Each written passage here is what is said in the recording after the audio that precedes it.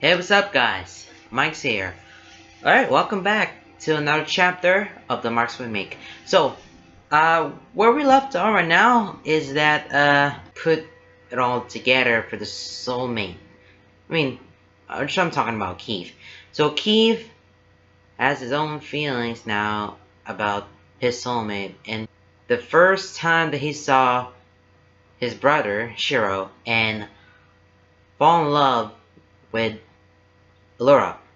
And he wanted to feel good, he wanted to act like he's a normal person. Wants to have feelings towards his soulmate, which is Lance. He's planning about it and drew the painting of the colors of yellows and oranges, and it starts to glow around Lance's body, and felt like, yeah, he started to draw again. And then that's when Shiro fell in love with Laura, and that's the first time going to happen. Okay, now enough is enough of that. Let's get to chapter 5 of this mess, and yeah.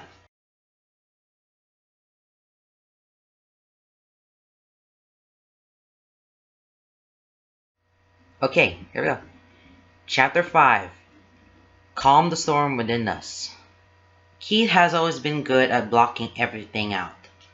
When his hands are busy, he finds it really easy to simply ignore his surroundings and let his mind process the things that he doesn't really want to think about. It's how he comes to terms with things, how he finds peace with the things he can't control, and how he calms down when it feels like everything is falling apart around him. Sometimes it's working on one of his bikes, something physical and labor-intensive. Sometimes it's puzzle games, the hands-on ones, with wood and string and rings, and more recently, Rubik's Cubes. Sometimes it's a long, scenic drive on his bike. Sometimes it's the gym or a hard run, and more often than not, it's his art. So while he's sitting on the floor of the hallway, leaning up against the wall near his public speaking classroom, headphones on and music drowning out the shuffle of footsteps and muted conversation around him, hunched over his sketchbook, the hands scribbling fiercely with a fever that borders on desperate. It's no real surprise that he doesn't notice anyone approach him. That is, until his headphones are suddenly being pulled away from one ear and a voice startles him out of his thoughts. "If you keep glaring like that, you're gonna burn a hole through the paper." Keith jumps, and a surprised, strangled yelp escapes him before he can stop it. The voice is close and way too familiar. He slams his sketchbook closed with far more force than necessary, his pencil slipping out of his grasp as he does so and clattering to the floor. He leans away, whipping his head up to gaze up at the suddenly bright grin. "Lance," he gapes, internally cringing a bit at how high his voice sounds. What is wrong with him? He lowers his headphones until they're resting around his neck. Lance's eyes are alight with amusement, and that's enough to get him to snap his mouth shut, pursing to a small frown. "It's my name. Don't wear it out," he says easily, stopping Keith's runaway pencil with the toe of his shoe and pushing it back towards him. Keith takes it and shoves it back into his pencil pouch, zipping it up. While he does so, Lance slides down the wall, sitting next to him, with one leg outstretched and one knee pulled up. "I don't know why you're so surprised. You know I have this next class with you," he says, voice seasonally light. Keith busies himself with putting his pencil pouch away. "I know. I wasn't expecting you so early." And it is early, at least for Lance. There's still 25 minutes before their class starts, which is a whole 10 before the previous class even lets out. Usually on these days, they have lunch with Paige before hanging out in the campus coffee shop. Lance usually doesn't let them leave for class until the last possible second. So Keith really hadn't expected him for another 23 minutes at least. Out of the corner of his eye, he sees Lance shrug. "Paige had to leave for class early, and I didn't want to hang out at the coffee shop by myself. So, here I am. He holds out an extra cup Keith hadn't noticed he was carrying, bumping his arm against Keith to get his attention. Speaking of which, I brought you some of that devil juice you like to drink. Keith stares at it for a moment, before his gaze slides up to Lance's. He blinks. What? Lance rolls his eyes, pushing the cup into his hands. Just take it. Keith does, and hesitantly lifts it to his face, sniffing it for a moment before taking a small, cautionary sip. His brows furrow, lips pursing as he looks back to Lance. This is just coffee?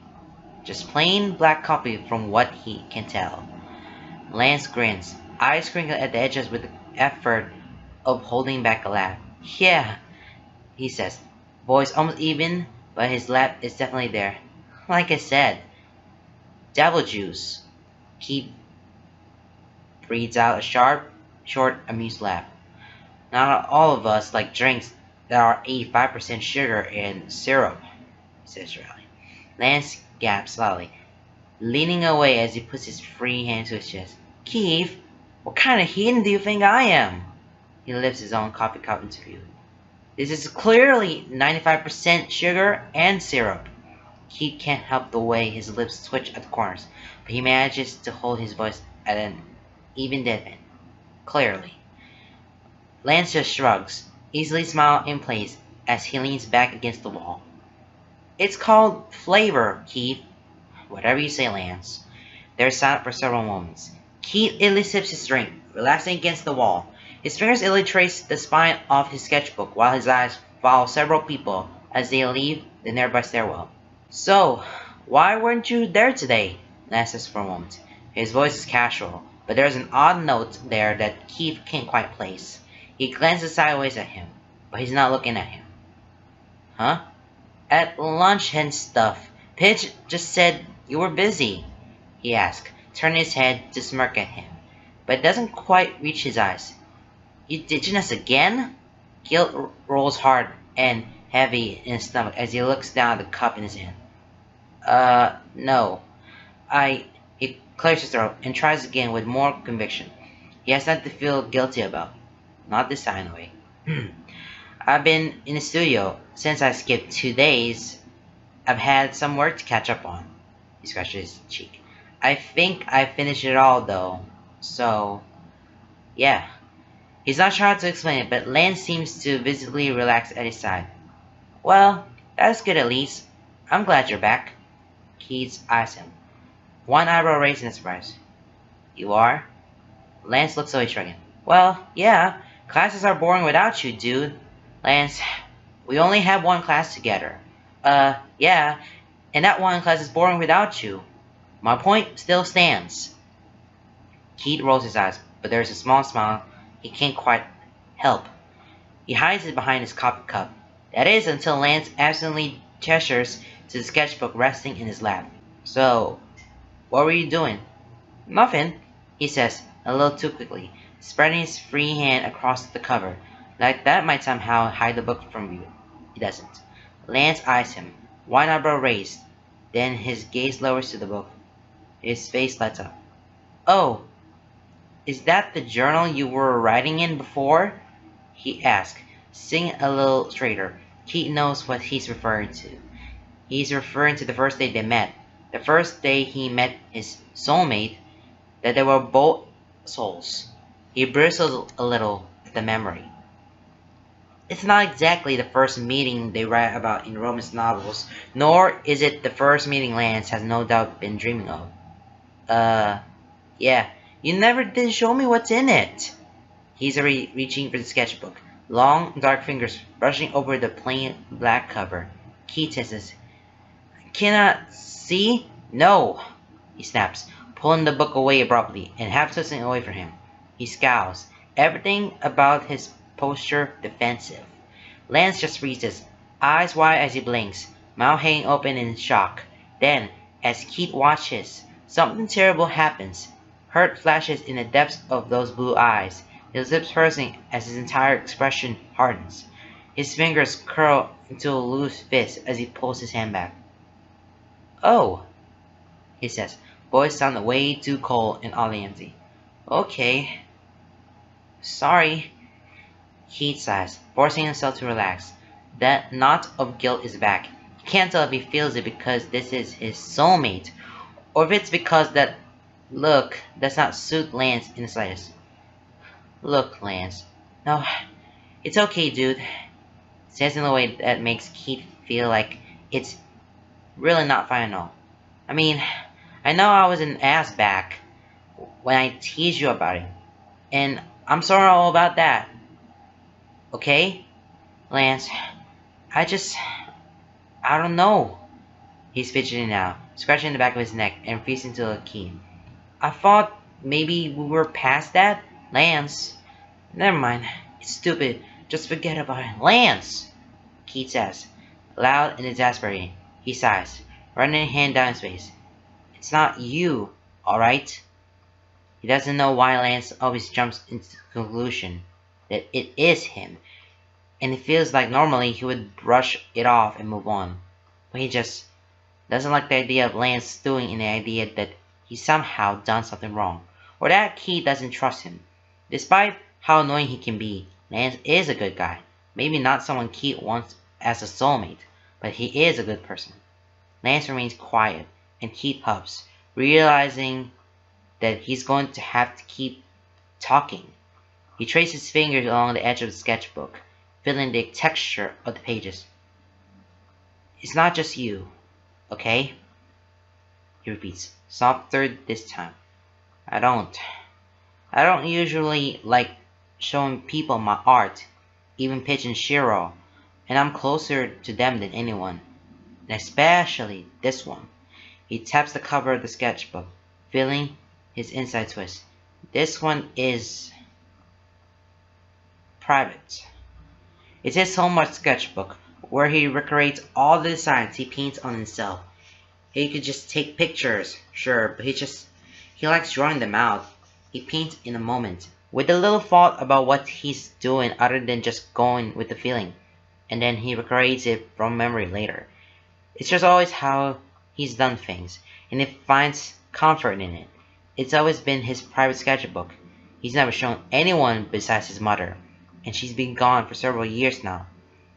And he especially can't show Lance.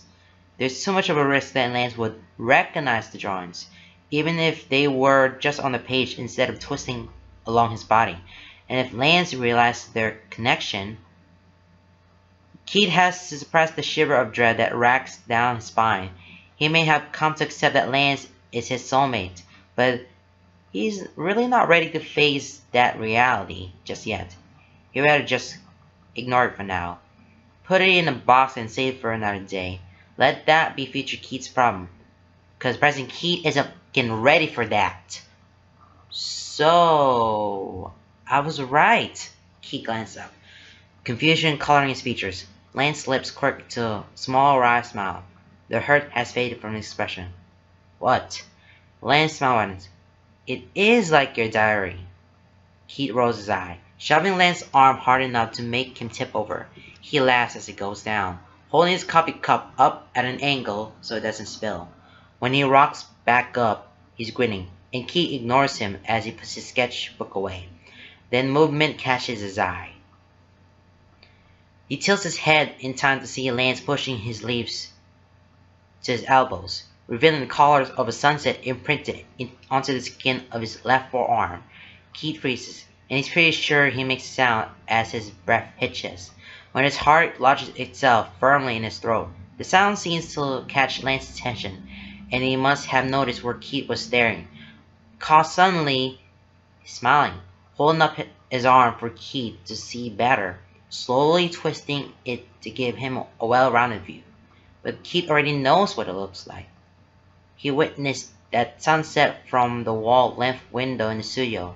He captured that sunset onto his arm with paint, and he's been trying to feverishly recreate that sunset in his sketchbook with colored pencils.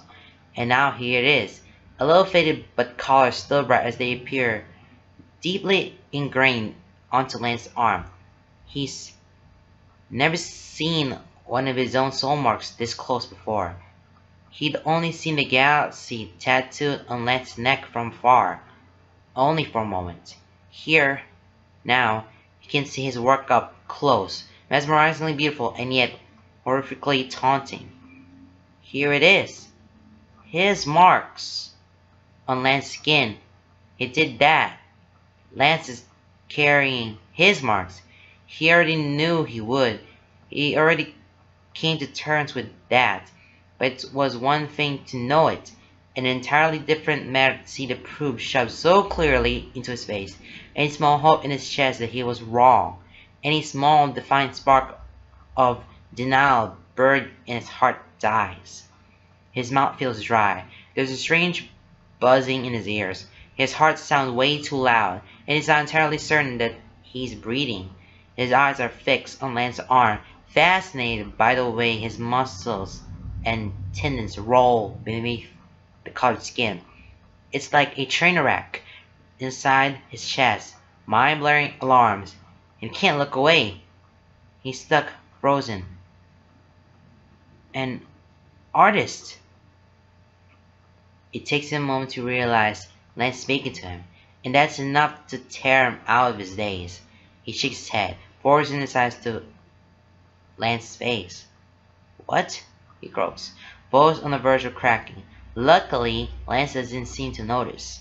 He's grinning, eyes staring down at his own arm as he twists it under the fluorescent hallway lights. "I said, my soulmate is an artist." The fondness in his voice and the soft look in his eyes is too much. Keith's gut clenches, hard and nauseating. He tastes bile on his tongue. "They're amazingly talented." "Stop. And I always get this really cool painting tattoo." Stop. I mean, not to brag, but I'm pretty sure I won the in lottery when it comes to... That's great. Keith snaps, unable to keep the hardness from his voice. He stands abruptly, grabbing his backpack and throwing the strap over his shoulder. He walks away, leaving Lance gaping at him, a frown on his lips and a furrow to his brows. He ignores him, going to stand by the classroom door as the previous class filters out.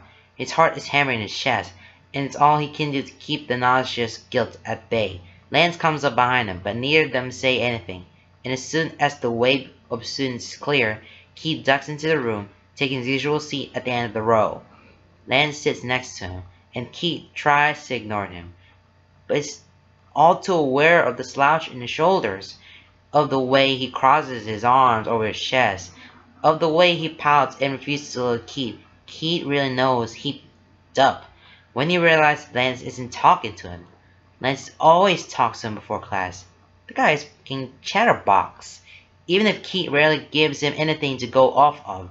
But right now, he's plainly not talking to him, and that just makes the guilt solidify a little more. That, and the fact that Lance has pushed his sleeves back down to his wrist. Keith tries not to let it get to him. It's for the best, after all. He doesn't want Lance to think it's okay to just ramble about his soulmate in front of him. That's not what Keith wants. That would just make it harder to ignore the whole situation. So forcing himself to breathe, to let his muscles relax, and slowly, that ball of tension eases. Unfortunately, his plan of ignoring Lance for the rest of the class doesn't really go over well when their teacher announces that they're going to be doing impromptu speeches. That, in and of itself, isn't too strange. They've done a couple of exercises so far. They've had 10 minutes to come up with a short speech about themselves or some other given topic. What's different about this one is that they're apparently doing it pairs. This speech is going to be more of a sales pitch, the teacher says. You're going to get into pairs and find a random item you have with you, and you'll have 10 minutes to outline a 2 to 5 minute speech in which you and your partner will attempt to sell the item to the class. None of this has to be too serious. It's just an exercise on creativity, working under pressure, and working with a partner. When she dismisses them to find partners, he's not all that surprised to hear the loud, dramatic sigh from his side. Guess that makes us partners, Lance says. turns his head to glance at Keith. There's a small smile tugging at his lips, and Keith knows that his rudeness earlier has been mostly forgiven. He humors Lance with a wry smile. Do I have much of a choice? Lance smiled widens at that. That you do not, Mullet. Unfortunately, working with Lance is a lot harder than Keith anticipated. He would rather work with Lance than someone he doesn't know. But damn, does Lance make it hard for him to stick to that mentality. He's there to rebuff Keith every time he makes a suggestion, but then only proceeds to make an even more ridiculous suggestion instead. They spend the entire 10 minutes of prep time arguing over what items sell, and absolutely none of it on actually outlining a sales pitch. We're not going to use my hair tie, Lance, he says for what feels like the 100th time. Why not? He says, already reaching for his ponytail to make a grab for her. Keith leans away, and Lance pouts. It's perfect. Keith resists to urge to roll his eyes. It's too simple. Besides, what can we say about a hair tie? It ties your hair. That's it. That's the only use. Lance clicks some. Ye of little faith and even littler creativity. We can come up with a bunch of uses. She said it doesn't have to be serious. Think outside of the box, Keith. There's a difference between thinking outside the box and being stupid. You're being stupid. Just make something else. Your sketchbook. No. He says quickly and thankfully, and Lance interrupts him. What about our coffee cups? Lance waves him off. Boring. A pencil? Next. Your shoe? Keith says, sarcasm leaking into his voice. Lance straightens, eyebrows raising. Now, there's an idea. Keith rolls. But I can think of something better. He reaches out, lightning fast, and his fingers curl around Keith's wrist, dragging his arm between them. He's grinning brightly as he holds up Keith's hand. Your gloves. Keith scowls. No. Lance's face rubs. Why not? He shakes Keith's wrist a little, and Keith curls to his hand until it fits to keep it from flopping around. This is perfect. Let's do your stupid emo gloves. No. Keith repeats, feeling a familiar itch act up. The words tattooed onto his phone pick up lines new and faded in the words, I'm glad you're okay. I miss you. Etched into the thin skin of his inner wrist, just barely covered by the leather of his gloves. They burn, and he knows it's irrational, and that they're not actually burning, but damn if it doesn't feel that way. He tries to tug his hand away, but Lance latches on tight. Let go. Come on, Keith. No one else here has gloves. It's perfect, Keith groans, letting his shoulder droop as he rolls his whole head along with his eyes. Fine, he says, making damn certain that his exasperation is clear. But I'm not taking them off. At that, Lance frowns, brows furrowing and eyes looking over Keith's hand that, like it was somehow diseased without him knowing. His gaze then slides up to meet Keith's, curious but baffled. Why not? I don't like taking them off, he says, trying to sound casual over the sound of his heart aching. He is not about to take them off in front of Lance. Nope, no way. He finally manages to pull his wrist out of Lance's grip and puts it on his lap, trying to subtly rub away the feeling of Lance's touch. Lance frowned deepens. Keith, they're just gloves. Yeah, and I don't like taking them off. He repeats, voice hard. Like, ever? Do you shower with them on? He knows Lance is teasing him, but he bristles up anyway. Drop it, Lance. He puts up his hands in surrender. One thing Keith has come to appreciate about Lance is his ability to recognize a sensitive subject when he stumbles across it, and then promptly drop it when the situation calls for it. Despite his avid curiosity, and despite his remarkable ability to stuck his foot in his mouth, Lance is actually pretty good at judging when he shouldn't push someone, and he rarely ever wants to make someone uncomfortable. It's times like that when Keith can actually see how he's managed to make friends with such amazing and chill people like Hunk and Pitch, and why they appreciate his friendship. Unfortunately, you can't drop subjects without just a little more needling, at least when Keith is involved. Fine, fine. You can keep your gloves on, and the truth behind your hands will remain a mystery to the ages. Keith glares at him. Belanger smiles. We can work with it anyway, Keith says, pushing the note card their teacher had given them for outlining their speech between them. Whatever. So now, we just have to. This out of an iPhone salvo cuts him off. He looks up at his teacher, turns up her alarm, smiling around the room. And that's time! Who wants to go first? Keith stifles a groan, and Lance nudges him to get his attention. He scowls at him, but it doesn't affect Lance's good-natured ease in the slightest as he leans into him and whispers, Guess we're winning it, right, buddy? They don't go first, nor do they go second, or third, fourth, or fifth. They have plenty of time to scribble down a brief outline of what they're going to talk about, but Lance just sits there, leaning back in his seat with his arms crossed over his chest. He gives no indication of being worried about the whole winging it plan. And if he's not going to make an outline, neither is Keith. So the note card just sits glaringly empty between them. A reminder that once they're in front of the room, they're on their own. He's not necessarily nervous about public speaking, unlike some people. That, however, doesn't mean he's good at it. He's not a huge phase of all the attention on him, but he can deal with it. He's just not very good at speeches. Still, as much as it sucks, he's gotten pretty good at just accepting his fate and dealing with it whenever he's had to give presentations. That, unfortunately, doesn't stop his stomach from rolling with nerves when he and Lance are called to the front of the room for their turn. Lance, on the other hand, doesn't seem nervous at all. He grins, standing and leaning close to Keith to whisper in his ear as he passes. Just follow my lead. Got this. And so, he begrudgingly follows Lance to the front of the room and stands awkwardly beside him as Lance leans his elbows and forearms on the podium. He leans over it, clapping his hands loosely together as he surveys the room, waiting for them to settle down with an easy grin on his lips. Keith crosses his arms over his chest, leaning his weight to one leg and doing his damnedest not to fidget. Despite the teacher's nod to go ahead, Lance doesn't start until there's absolute silence in the room. When he's certain he has everyone's attention, he straightens. He slapping his hands down on the podium, suddenly enough to make Keith and several other students jump. Hey, Keith! He says, boisterous and loud, with an odd affection to his voice that makes Keith think of an infomercial. He supposes that that's the point, because he can dwell on how easily Lance adapted to his role.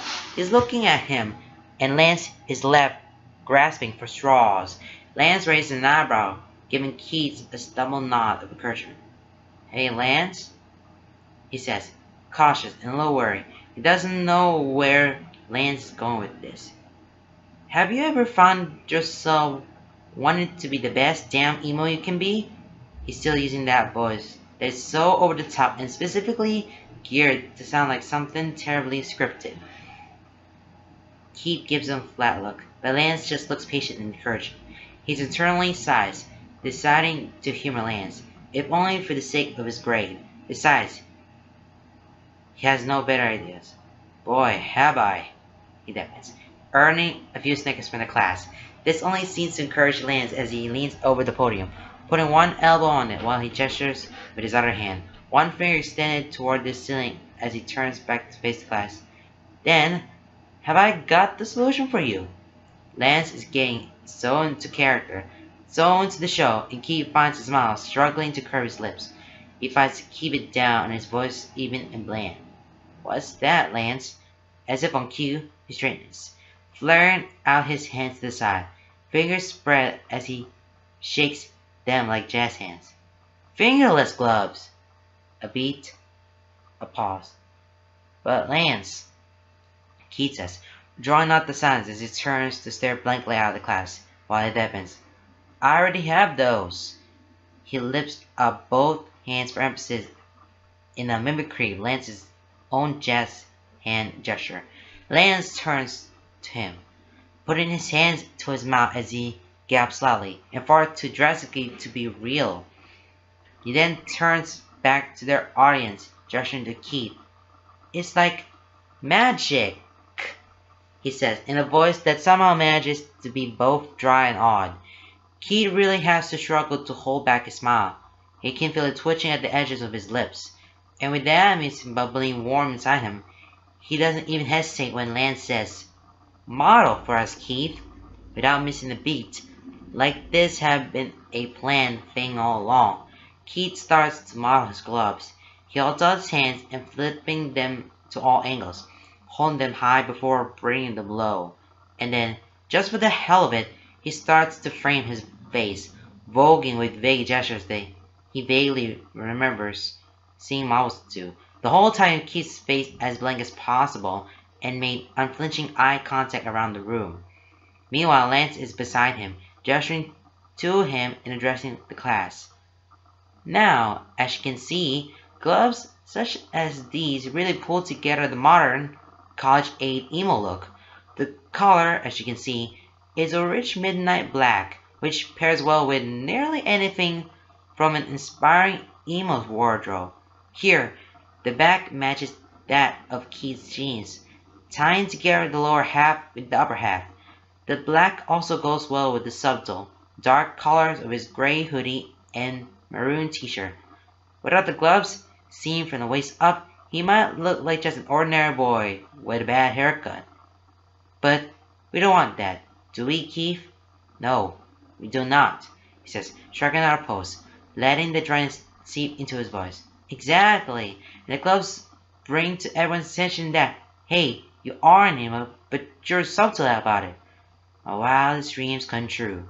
The material of these gloves is a soft leather, Lance says, grabbing one of Keith's wrists and holding it in front of him for the class to see. Keith freezes for a moment, having a split second of panic with Lance so close to his soul marks. But no, Lance can't see him. They're hidden, and he forces himself to relax. Lance uses the free hand to gesture to Keith's glove. This allows the emo on the go to still be able to engage in all necessary activities while hampering movement. Stylish and practical. How do they feel, Keith? I don't know, Lance, Keith says, fixing one girl in the front row with a blank stare as he pushes his hand out of Lance's grip and slaps his hand to the side of his face. You tell me. The girl has to hold a hand in front of her mouth to hide her smile. It's like a dark emo cloud with cracks in my face, he says, both smiles as Keith pushes against his cheek, his nose, the edge of his mouth. He has to twist away, pulling at Keith's wrist to get him to stop. His own smile is breaking through the mask, still holding Keith's wrist. He uses his free hand to pinch the tips of Keith's fingers, perhaps a little harder than necessary. Not to mention, the lack of fingers on these gloves tells people, hey, I don't care about weather.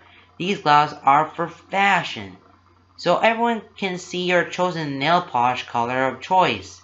He holds Keith's hand back a fraction, eyes focusing on Keith's nails, which are clear of any nail polish whatsoever. One eyebrow quirks, or bad cuticles, whatever floats your emo boat.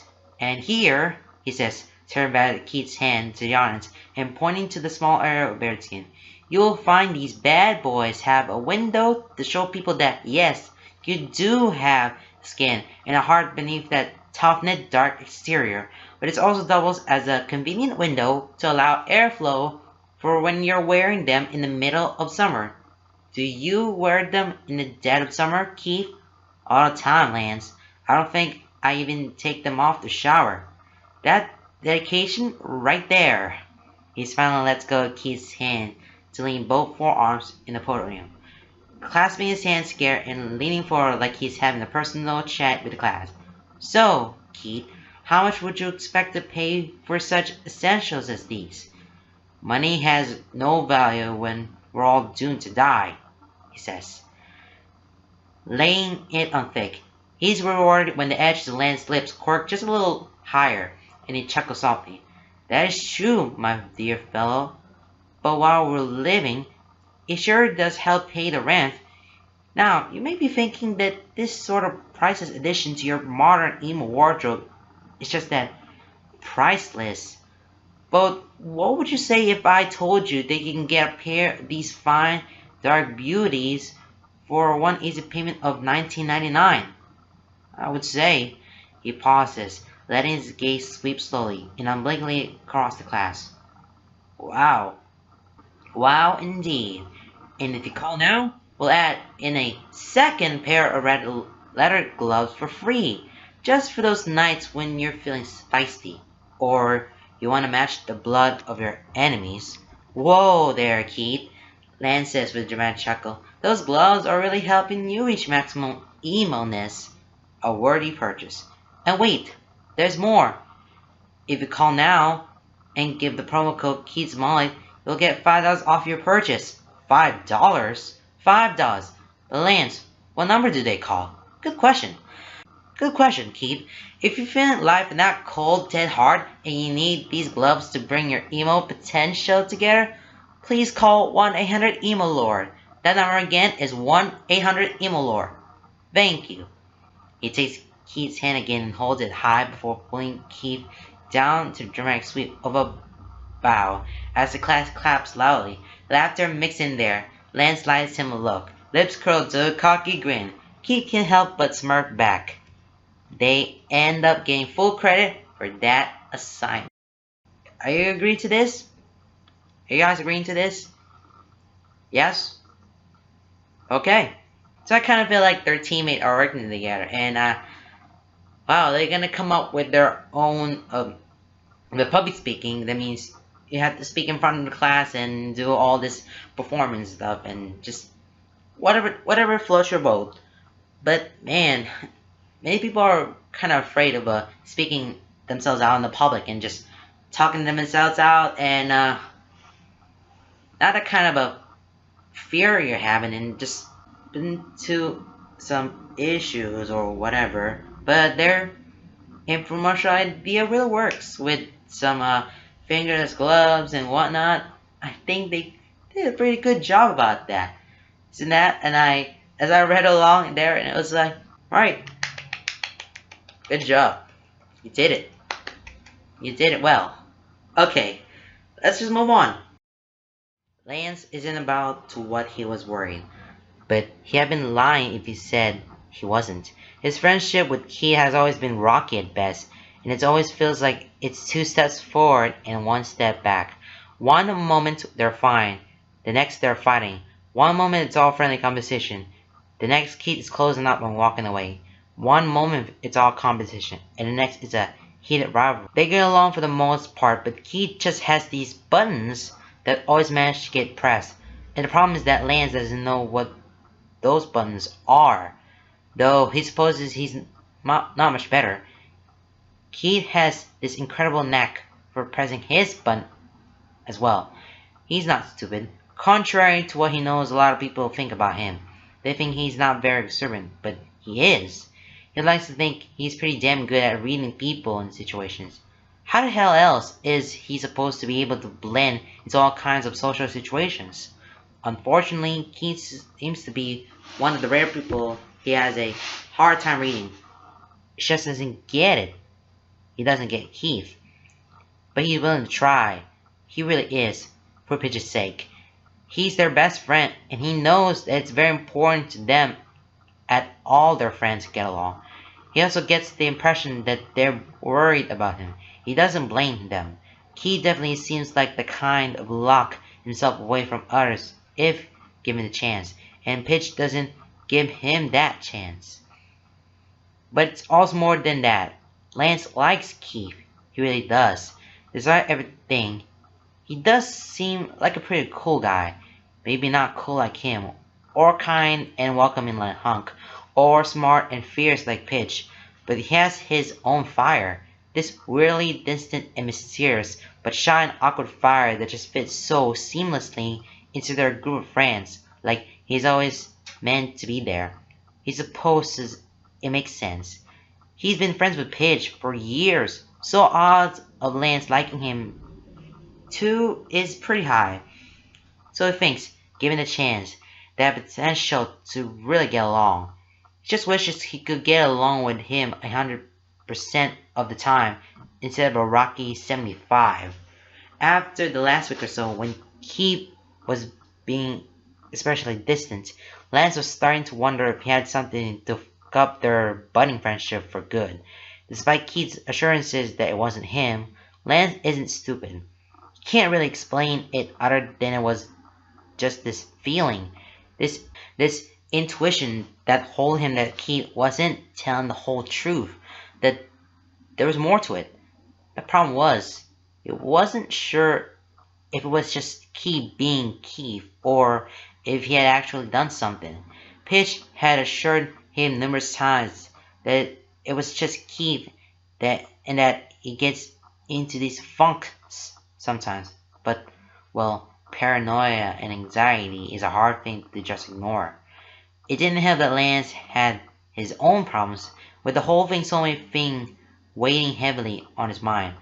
But once his soulmate started painting again, and Lance felt reassured that they were okay, at least for the moment, he was feeling motivated to start finding out ways to reconnect with Keith. But turns out he didn't need to. Keith's mood took a turn for the better. He started hanging out with them more, started coming to practice again, and stopped looking like he had a major stick up his ass. He was back to just having the regular old tiny stick up his ass instead. Things are still strained and awkward at times, but more in the we're new friends kind of way, and less in the whatever had been happening before. This is good. This is fine. Lance can deal with this. He's great at making friends. It's only for a matter of the time before Keith realizes that he's the best friend he could ever want. Hell, he might even replace Pitch's position. He's a damn good friend when he wants to be. And right now, he wants to be. Keith won't know what hit him. It's at this time that Keith slaps down his Game Boy collar and slides it across the table. It doesn't slide very well, however, and only stops about halfway, sitting in the center of their small round table in a coffee shop while he and Pitch just kind of stare. Lance blinks in surprise, eyes slipped into Keith. He's sitting in his chair, leaning back with his arms crossed over his chest. One foot is propped up on his other knee, and there's a cocky smirk on his lips that does things to his insides. Like irritation. Definitely irritation. Lance frowns. What's with the smug look, Mullet? Keith nods towards his Game Boy. I just won. Keith gapes, and it takes him a moment for that to register, and a moment longer to find his voice. What? He barely registers Keith's widening smile as he launches himself forward, dropping his own Game Boy on the table in favor of scrambling to pick up Keith's, tilting it to catch the light better. He looks over the game. Sure enough, he has a full Pokédex and has been the Elite Four. What's up, gaping? What? How? Keith shrugs, but his smirk remains in place. Guess we're just a better Pokemon master. He changed his mind. He does not want to be friends with Keith. Lance's face twists as he owns. Bullsh! Pitch snorts from their seat. They've already lost interest and look back to their computer screen, but it's clear that they're still listening. Correct. Pitch, you stay out of this. Nope, you deem me the referee this challenge. Remember? They hold out their hand, making grabbing motion with their fingers. Hand it over. Lance does, and he pouts while Pitch looks over the game. Table is in turns until everything seems to check out. Keith is the winner. He's cheated. I did not. Pitch is already shaking their head, sliding the game back to Keith. Nah, you guys agreed on no cheats, and Keith takes challenges like that very seriously. He wouldn't cheat. I don't take them that seriously. Keith grumbles, glaring at them. Pitch gives him a flat look. You do? He grumbles something else and looks away, sinking a little lower in his chair. I can't believe this, Lance says, throwing his hands up in the air before falling back into his chair, hunching his shoulders and crossing his arms over his chest. I was so close. I'm fine to leave for right now. Keith shrugs again. Snooze, you lose. Lance narrows his eyes. You are the worst. Keith's smug smirk is still fixed firmly in place. Lance wants to smack get right off of him. Looks like you're gonna be buying me another coffee, he says. Voice teasing and light, and Lance is torn between enjoying the fact that Keith apparently still likes it enough to tease him, but hating it all the same. He slaps his hands on the table and stands, wishing the coffee shop had tile floors, caused the dramatic scraping of his chair is really what he was going for, and the silent movement on the carpet really isn't cutting it. Fine, he says, pointing a finger at Keith across the table. But I regret buying you a coffee last week. You bought him a coffee? Pidge asks, and when Lance looks at them, their head is up, tilted for a little in their curiosity. Eyes owlishly wide as they examine his face. He feels bare and exposed under that gaze, and he doesn't like it. He waits them off. Yeah, that day Keith didn't come here because he was catching up on work or whatever, he says, proud of how nonchalant he sounds. But Pidge just keeps staring at him, lips pursed into a small frown. What? He says, because even though they're not saying anything, he knows them well enough to know what that look means. I can buy coffee for my friends. And yup, there goes his nonchalance as it slides down the steep slope to defensiveness. You never buy me coffee, Pidge says with a very clear pout. Lance rolls his eyes. I used to buy you coffee all the time when we first met. That was Hunk. He wakes them up. Details. He risks a glance toward Keith, a little surprised to see that his mark has finally fallen into a signature scowl, directed at Pidge. Devil juice, right? Keith looks at him, scowl relaxing for a moment before he nods, with a shot of espresso. Lance snickers. You're just as much of an abomination as Pidge. No wonder you two get along. Turns then and walks away from their table, towards the counter. And a muffin. He hears called out behind him. He just flicks him off over his shoulder and smiles when he hears Pidge snicker. He gets a drink for himself too, because he has to wallow in self-pity somehow.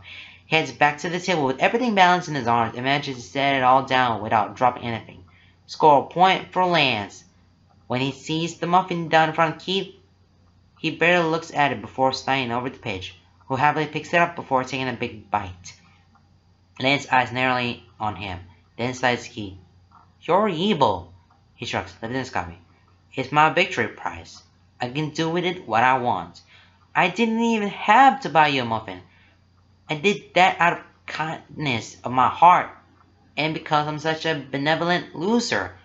Well, from the bottom of my stomach, I thank the kindness of your heart, Pidge says, around a mouthful of muffin. Keith snickers and lifts the cup to his lips, only to jerk it away and make a face, clearly rubbing his tongue on the roof of his mouth as his lip and rose crinkles. He glares at the offending coffee shop, and Lance laughs. Serves you right, he glares at him, though there's an edge of a pout to it that kind of ruins the effect. You did that on purpose. Did what on purpose? Make your coffee hot? Hate to break to you, Keith, but coffee is gonna be hot when you order it. Not my fault you burnt yourself with it. Keith just grumbles and puts his gimbal back in his bag. I want a rematch, by the way. Keith looks up. Eyebrow raised. What? A rematch. I was so close to winning, and this was obviously a fluke. Obviously, Keith admits, but Lance likes to think there's some amusement in his eyes. What do you have in mind? Do you have a Gen 2 game? I have gold. Great, I have silver. Pidge snorts, closing the laptop and giving the muffin their full attention. Are you guys just gonna end up going through all the generations like this? Yes, Lance says, at the same Keith says. Probably. Pidge rolls their eyes, but the tilt to their lips is that for a smile. At least this time you're playing the spirit generation. Lance's eyes narrow. What the hell are you talking about, Pidge? Pidge gives him a look, peeling paper back from their muffin. gold and silver?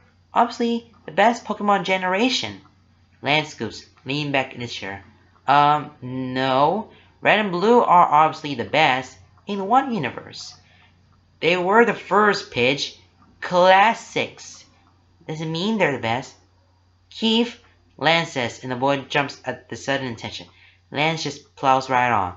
Which generation is better? 1 or 2? Keith looks down at the table at his coffee cup. At the far wall, he shifts in his seat. When he speaks, his voice is oddly quiet. Actually, I kinda like the 3rd generation. Paige and Lance look at him like he's grown a second head. Silence drops, Hardin hanging over the table. Keith looks between them, especially Hardin. What? Ruby and Sapphire? Hedge says, incredulous. What is wrong with you? Lance asks. Keith visible bristles. It's the 1st generation with running shoes. It made gameplay more enjoyable. Lance considers that. Okay, you have a point. But you're still wrong. Lance loses track of how long they argue about it, but it gets heated enough that they're starting to draw looks from those around them, ranging from amused to annoyed. They may ask a few people who pass by, and a few others offer their opinion when they realize they're arguing about. So far, Lance and Paige are tied, and Keith is way far behind because 3rd gen? Really, Keith? And he refuses to pick a side between them to break the tiebreaker. Keith, buddy, pal, come on. We bonded, right?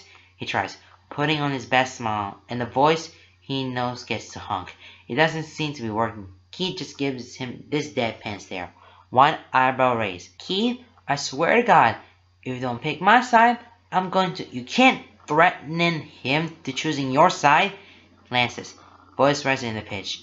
I can and I will. Keith, don't listen to them. Whatever they threaten you with, I'll protect you. Scout's honor. You were the worst Boy Scout. Boy Scouts don't even have cookies. You know what? Screw this, Pitch says, immediately bending over to rummage around in their bag. Lance eyes him wearily. What are you doing? I'm just looking. Aha! There it is, they say, sitting back up and holding up a pen triumphantly. It's one of the pens specifically designed to write well on skin. Lance's eyes narrow. Pidge, that's not fair. They shrug, already pushing up his sleeve to explode their forearm. All's fair in love and war. And this, they say, lifting their gaze to meet his through their eyelashes. His lips curved to a self-confident smirk. It's most definitely war. Lance tries to make the grab for the pen, but Pidge twists away. That's not... Pidge, they're your soulmate.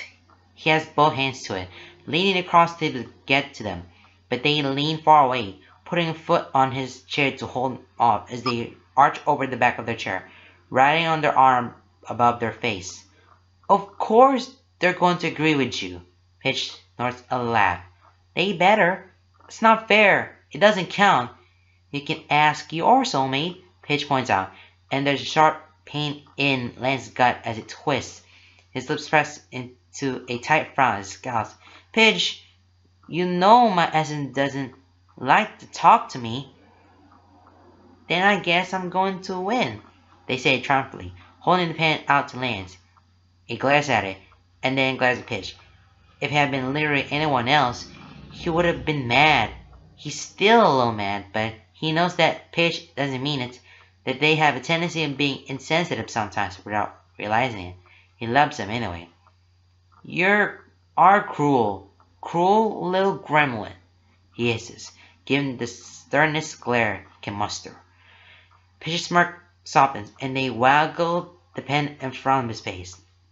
And think of this as insensitive to actually try talking to your soulmate again. Ah, and there's the mischievous glint in her eyes that he knows so well. He sighs, rolling his eyes, getting his whole upper body into it, flopping down onto the table as he continues to scowl up at her. I've already tried. They don't want to talk to me right now, and I don't want to annoy them. Paige leans forward, gently prodding his cheek with the butt of the pen. Their voice softens. Come on, Lance. You told me you guys had an actual conversation a few weeks ago. There's a strange sound from across the table, something like a sharp intake of breath. He looks up to see Keith, sitting far too straight in his seat, coffee cup poised near his mouth, and face contorted into something akin to terror? Fear? His face is really pale, eyes wide as he stares at Pitch. Lance has no idea why he'd be making that face, but he thinks the coffee cup is pretty telling. Burn yourself again, Mullet? He asks, eyebrow raising. Keith's gaze snaps to him, wide eyes narrowing as he launches deep in his seat, putting the cup back to his lips as he turns his head away and mumbles. No. Lance eyes him curiously, but his attention is brought back to Pitch when they speak again. Are you going to tell me what you guys talked about? Keith seems to step in, and Lance is starting to wonder if we got him the wrong coffee. He's certainly acting like he doesn't like the taste of it. Maybe it's already room temp? That's the worst. Nope, never, Lance says, turning back to Pitch. He sits up, slapping his hands against the table in finality. Oh, come on, Hunk knows, Lance nods. And that is between me, Hunk, and my SM. Pitch rolls their eyes, but drops it. Instead, they poke his arm with the pen. Come on, Lance. It doesn't hurt to try again. I already have, Pitch. It's fine. They'll talk to me again when they want to. He mumbles, fingers tracing the scratches and marks on the table's surface. Just try, they say, voice so low and soft and encouraging that Lance gives in, but not without a loud, exasperated sigh. Fine, he grumbles, grabbing the pen from them. But when they don't respond, I get to say, I told you so. Deal. He lays his forearm on the table, palm up, and hovers the pen above his skin. He hesitates and has to close his eyes, breathing in deep, holding it and letting it go in a long, slow exhale. He can do this. It's just an innocent question. His soulmate asked him about Mothman, for sake. He can ask them randomly about Pokemon. It's only fair, and Pitch is right. He can't give up hope. They're his soulmate. They'll come around eventually. They're probably just shy, and the more he tries to talk to them, the odds of them reciprocating will be high, right? Right. Besides, they were the ones that opened up that whole communication thing again after years of silence. He doesn't want to admit the real reason why he's afraid to reach out to his soulmate, that he's afraid they won't answer. He opens his eyes and puts the pen to his skin. Out of the corner of his eyes, he can see Pitch's fingers tapping the table, practically bouncing in anxiety and agitation. He rolls sleeves of his sweater down and crosses his arms over his chest to ward off the chill of the coffee shop's AC. He circles quickly before he loses his nerve. Which Pokemon generation is the best? First or second? He slaps the pen down with some flair. There! Done. And now we wait. Pitch says a grin. They lean back, crossing their arms over the chest. They turn their self-satisfied grin on Keith. What about you, Keith? Want to get your SM to wade in? No, Keith snaps. His glare is instant, and full of a lot more heat than Lance was expecting. Even Pitch falters, which is something new. Their brows furrow, lips pursing into a concerned frown. Keith, I said no, Pitch. Drop it, he says, words sharp and tone harsh. He stands abruptly, throwing the strap of his bag over his shoulder and grabbing the coffee. I have something to do before class, he says, and sweeps out the coffee shop without another word. Lance and Pitch are left in stunned silence, staring at him. See? See? This is why Lance is having a hard time to get read on Keith. One moment they're fine, he's smug and happy, and they're having a friendly debate. The next, bam! He's pissy and storm off for no reason. What the hell was that about? Lance says when he finds his voice. He's trying really hard not to be too angry, but goddamn does Keith make it hard. That was rude and as most of it was directed at Pitch this time. He looks at them, and his stomach instantly drops, looking down at the table, fingers illy playing with their pen, their brows furrowed, lips twisted into half frown, half pout. They look hurt, but they also look guilty. It's not a combination, and it's one he's definitely not used to seeing on pitch of all people. They sigh, sinking lower in their seat. It's nothing. Lance Levis looked at him. Pidge, that definitely didn't look like nothing. They pick at the skin around the fingernails. It's my fault. I shouldn't have pushed him like that. Not in public. Lance frowned at this. You push me.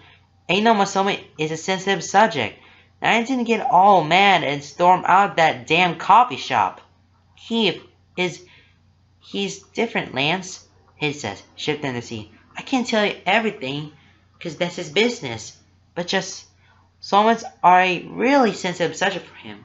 He doesn't like to talk about it. At all. Lance blinks, turned to look at the door where Keith disappeared. You know, he says slowly, that actually makes a lot of sense. I brought my soulmate last week and he's kinda did the same thing. Pidge just nods. I know how he feels about soulmates, and is usually okay with it when others talk about theirs, and I know he hates talking about his, but I still brought it up because I'm worried about him, and I just want him to be happy, but he's stubborn, and I should have known better, and you can see the guilt swirling in their eyes. He hates the sight of it. He leans over, putting a hand on their arm. Their remnants cuts off instantly, and they blink owlishly at his hand on their arm before looking up to meet his eyes. He gives them a small smile. Hey, calm down. He didn't mean to, right? They nod. And I'm sure Keith will be fine. He just needs some space. We all get carried away sometimes. I would know. He snorts at that. A smile finally starting to break through. Yeah, you would. He pats her arm, nodding. And I'm going to jab because I'm trying to comfort you. Such gentlemen. You know it. He doesn't come back, but by the time Lance sees him in class, he seems to have calmed down and ask about Pidge in a shy, sheepish way that lets Lance know that he's feeling just as guilty about blowing up as Pidge is about pushing his buttons. He knows they'll be just fine. Then in the awkward silence that followed before class starts, he instantly asks Lance what the outcome of their argument was. Lance tells him with a bright grin that Pidge's soulmate agreed with him, thus breaking their tie in his favor. He lays out the part where his own soulmate never ended up writing back to him. Really worst thing ever. But as you might as well know, that we just have to get along with this. We just have to go into this situation where he never talks about his soulmate ever again. He can talk about the soulmate while others talking, but not in the particular, because you just have to walk away and just try to ignore that mindset of about soulmates and whatnot. And he doesn't like it. And they're having a competition on which one is better. It's just, yeah, that part there, it doesn't feel right for, when you're having a soulmate and try to be sensitive to something that you don't want to talk about at all in that particular. And that's what happens. Just walks away and just left them alone. Okay, guys, let's move on. Blues, light and dark, shades of the storm, colors of the ocean, swirling, chaotic, clashing, and melding, separating and coming together, crashing together, breaking apart, frozen in a dance of passion, of high emotion, of confusion, lines of sky and sea melting together to form one turbulent scenescape. Blacks and charcoal shadows creeping along his mind, fears and anxieties, ghosts of the past rising to taunt him, darkness creeping, always there, always waiting, whites and grays, highlighting the happiness, the contentment, the flutter of hope that sings of the future, that lightens his path, that lightens his present, the faint sparks that are always there, unable to be snuffed out, chasing the shadows and hiding the ghosts. Blues. Blues, blues, blues.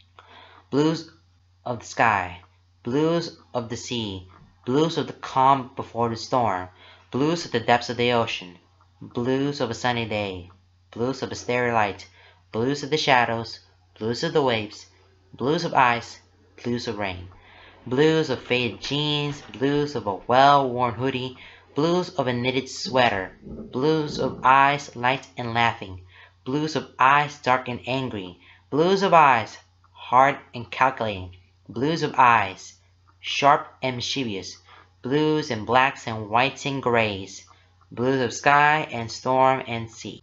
His fingers are covered in paint, something about painting without a brush, but by feeling the mixed colors is more soothing in his erratic state of mind. It feels like his state of mind is always erratic nowadays. One moment he's fine, next he feels anxiety clawing up his throat, threatening to choke him. All he wanted was a quiet college life. Instead, he finds a soulmate and everything goes to That isn't how things are supposed to be. Yet, here he is. His neck aches and low from where it craned down to see his stomach. His stomach and chest, which are currently covered in paint that has yet to fully dry. He probably could have been done with the painting a while ago, but he can't seem to get himself to stop. It just keeps creating more waves, more storm clouds, keep mixing and combining them in swirls of color, shadows, and highlights. It's soothing, at least, which he supposes is the whole reason he's doing this. He had come to the studio in an attempt to get himself to work on his projects for class. He hadn't exactly been on top of things lately, and there were still a lot of things he needed to catch up on. He had hoped that being in the studio instead of his apartment would help him focus, which might have worked. If anything had been trying to do managed to come out right. Instead, nothing seemed to be working. It was frustrating, and frustration didn't exactly help his problem. So, sitting alone in one of the many studio rooms, he eyed the array of paints strewn along the shelves. And that's how he ended up sitting on the floor of the studio, back against the wall, as he slouches low, shirt wedged in his teeth to hold it up and away from the chest, hands and torso covered in paint. His arms would have been a much easier canvas, but these aren't his paints, which are slightly more expensive but designed to peel off skin easily without a trace. These are paints that could possibly stain and leave evidence. Besides, seeing his paintings on Lance's skin is exactly something he wants to see again so soon. He had known his sunset painting would be on Lance's arm, and yet it still had shaken him far more he had anticipated. He isn't quite ready for that. He's not sure he'll ever be. So better to paint on parts of his body that will be covered up, like his stomach and chest. It's safer this way. He's safer this way. Because he knows that he can't just stop. Painting on himself has been part of him for as long as he can remember. It started with his mom. They had done it together. And at the time, he hadn't really understood why. As a kid, it had just been fun. As he got older, it became habit. Once he lost her, it became a coping mechanism. Now it's a way for him to calm himself, to focus himself, to feel peace, to be at the eye of the storm. 3 weeks where he had refrained from painting at all in an effort to avoid imagining his colors on Lance had been hard. It had chipped away at him, felt like bile in his throat. His fingers had itched with the need, and his stomach had rolled at the thought of doing it. Even painting on the canvas had been hard, giving him that overwhelming desire to feel the paint on his skin. He's past that now. He's accepted this is the way things are, but he's not happy about it, nor is he completely okay with it, but he's working on it. What had started out as just a few wavy lines on his stomach eventually crept up his chest, blown out to his sides, covering his pale skin in blues and grays. He wonders what it would look like against Lance's dark complexion. He wonders how Lance's muscles would feel coiling and twitching beneath his fingertips, rolling beneath the collars. He shakes his head, clenching his teeth tighter on the fabric of his shirt. Nope, not the thoughts he wants to have. That's a dangerous road to go down. One hell of a slippery slope. Best to avoid that hill altogether. At least he'd trip and fall. A flash catches his eye, and he looks to the side in time to see his phone screen light up. It's a text from Pitch. He frowns at it, then eyes his torso in a paint that has yet to really dry, then to his hands, coated in a mix of blues and grays. He looks back at the phone and sighs, leaning over several failed attempts. He managed to swipe it down using his elbow, only to be faced with a keypad for his password. It takes him several more very careful tries to get his passcode typed in using just the tip of his elbow. Hey, I'm almost to the studio. Ready to head out? Room do you like to work in again? Never mind. I'll just find you. Footsteps sound in the hallway, outside the door, and his head snaps up. Wide eyes he stares at it, then his gaze whips around to his hand. He had completely forgotten. Shira had invited him and Pitch over for dinner.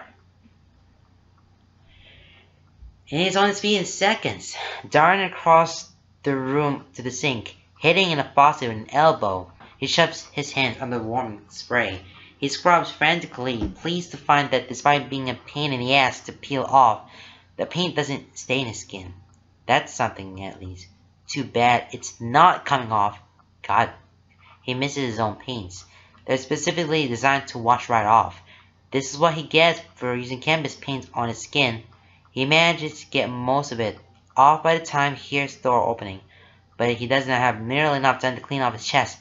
With a silent groan of frustration, he loosens his jaw and lets his t-shirt fall back down, covering his work. Oh, thank God, he says as they step into the room and he glances over his shoulder at them in time to see their shoulders slump with relief. I cannot tell you how many occupied studios I just busted in on. You really need to learn to answer your phone. He twists hips into a small frown in an attempt to hide his cringe as the tacky paint starts to clean his shirt. Great. Just great. I was busy, he says, turning back around and scrubbing at the remaining paint with his nails. You lost track of time again, didn't you? Maybe. They don't even try to hide their amusement as they plop down in the seat and lean over the table, pulling out their phone. Yeah, well, hurry up. I'm starving. Do you know what he's making? He asked, arching his back a little over the sink to get his shirt to hang away from his skin. No idea.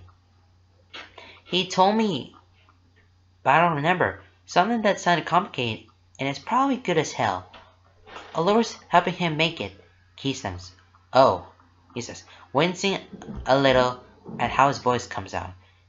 Pitch pauses, and he purposefully avoids looking at them because he knows the look they're giving him. You know, you knew that, right? That Allura would be over too? But he had forgotten. Yeah, I knew that. Are you okay with it? Pitch hedges carefully. Keith shrugs. I don't really have much of a choice. Keith, Pitch. It's fine. Really, he says, grabbing a few paper towels to dry off his hands. He got most of it off, thank God. He uses the paper towel to obscure his hands as he walks back to where his gloves and slips them on, breathing a small sigh of relief when his sole marks are once again covered. His summer that consists of mostly pickup lines, because of course, Lance would send pickup Lance. All the craziness and disjointed emotions about Lance being his soulmate, that at least makes sense. I heard Shiro talk about his soulmate for years, he says when Pitch just keeps staring at him. He avoids looking at them by shuffling his things back into his bag and putting away all the materials he used. He hopes they don't notice that he has all the paint out but no painting on any of the canvases. His soulmate, Allura, helped him through a really rough part of our lives when I couldn't do anything. He says, feeling the lump forming. He clears throat. I'm grateful to her for that. And besides, they've been disgustingly cute since day one. I'm used to it by now. Paige lets out a small start of amusement. You got that right. Remember after their first connection, how she used to just sing things around the house like some kind of demented fairy tale princess? Keith groans, but there's a laugh in there. Good God, don't remind me. At least you could go home to escape it. If I remember correctly, you end up sleeping over at my place for like a week.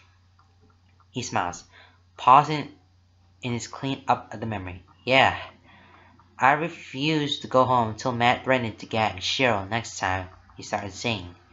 When they risk a pitch, they're grinning, with she playing on the features. Let's bring this up at dinner tonight. And he finds their grin to be infectious. Yes. When he finished cleaning up, he pulls his hoodie on, zipping it up in hopes of hiding any evidence of the paint on his torso leaking through It's uncomfortable, as he hunches his shoulders as much as he can to keep his shirt away from his skin.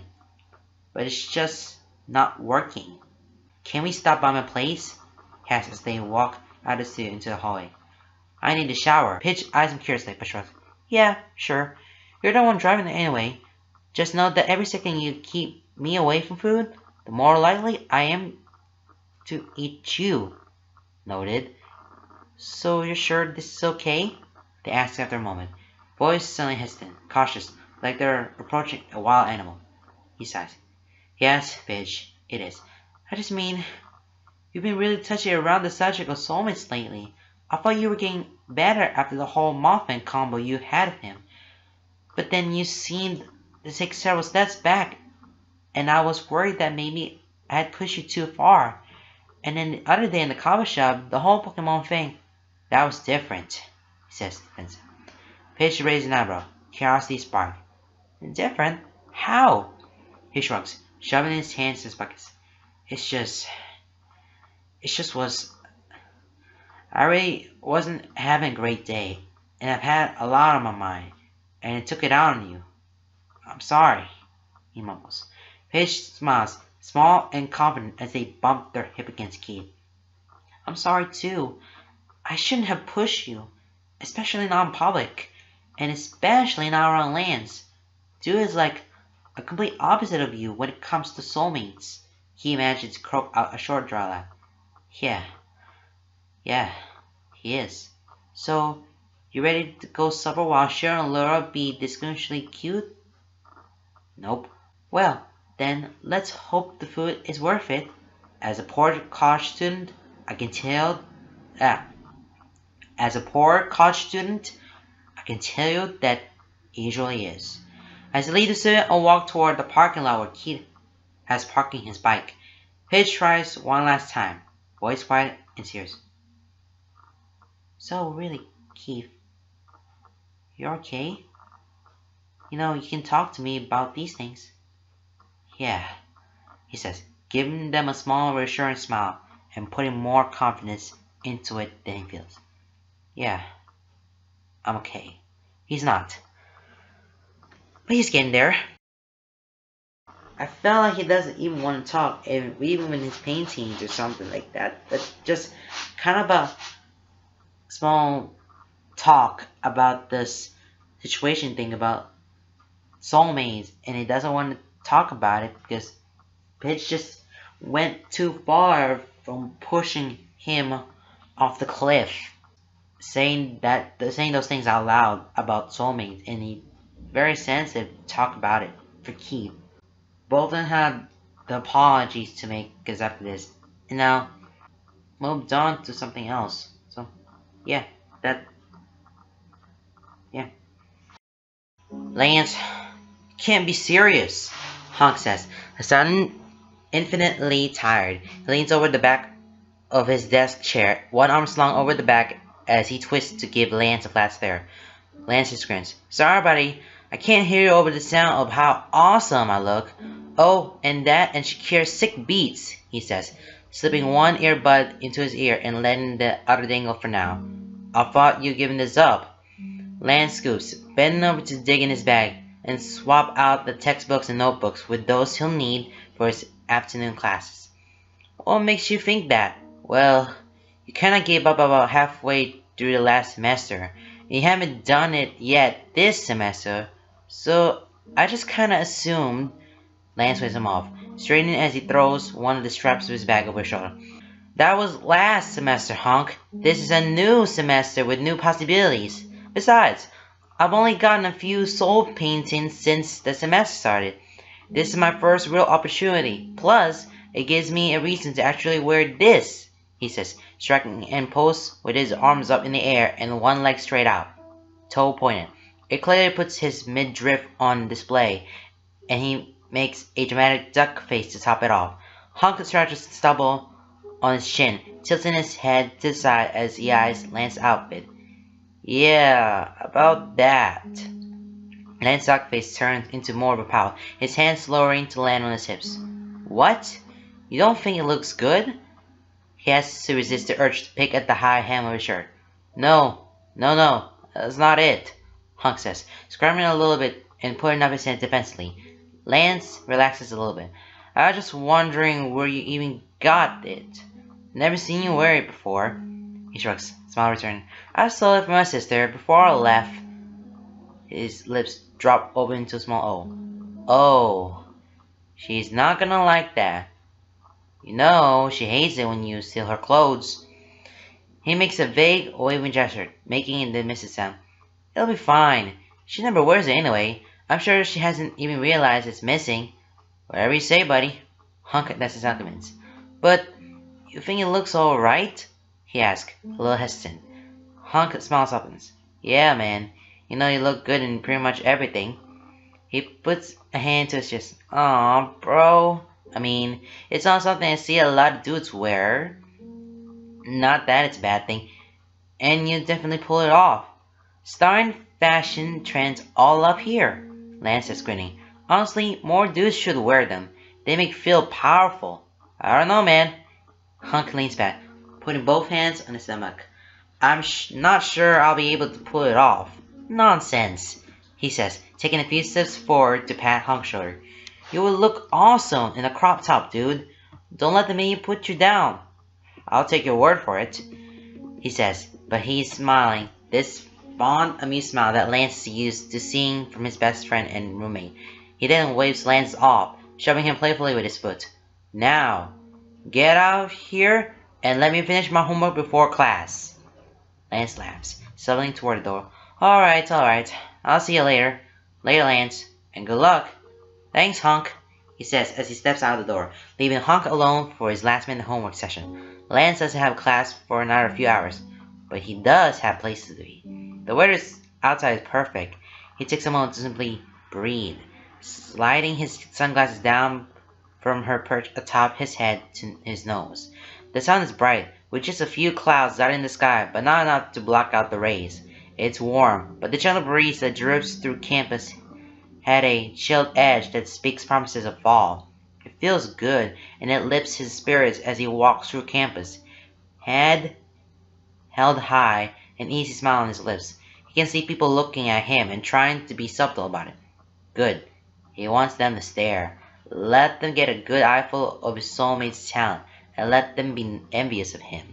The walk is usually only about 10 minutes, but he stops to chat with a couple classmates on the way. It's nothing but small talk, but he's in a good mood, so he doesn't mind. They also take the time to compliment his soul marks, and he preens under the praise. He excuses himself when he realizes the time and picks up his pace across campus. When he reaches his destination, he is in high spirits, and he has a few extra minutes to spare, so it takes his time to find a place to sit. There are people everywhere, sitting around on a grassy hill between buildings, lounging in hammocks strung up between trees, and sitting on the benches and half walls that line the area.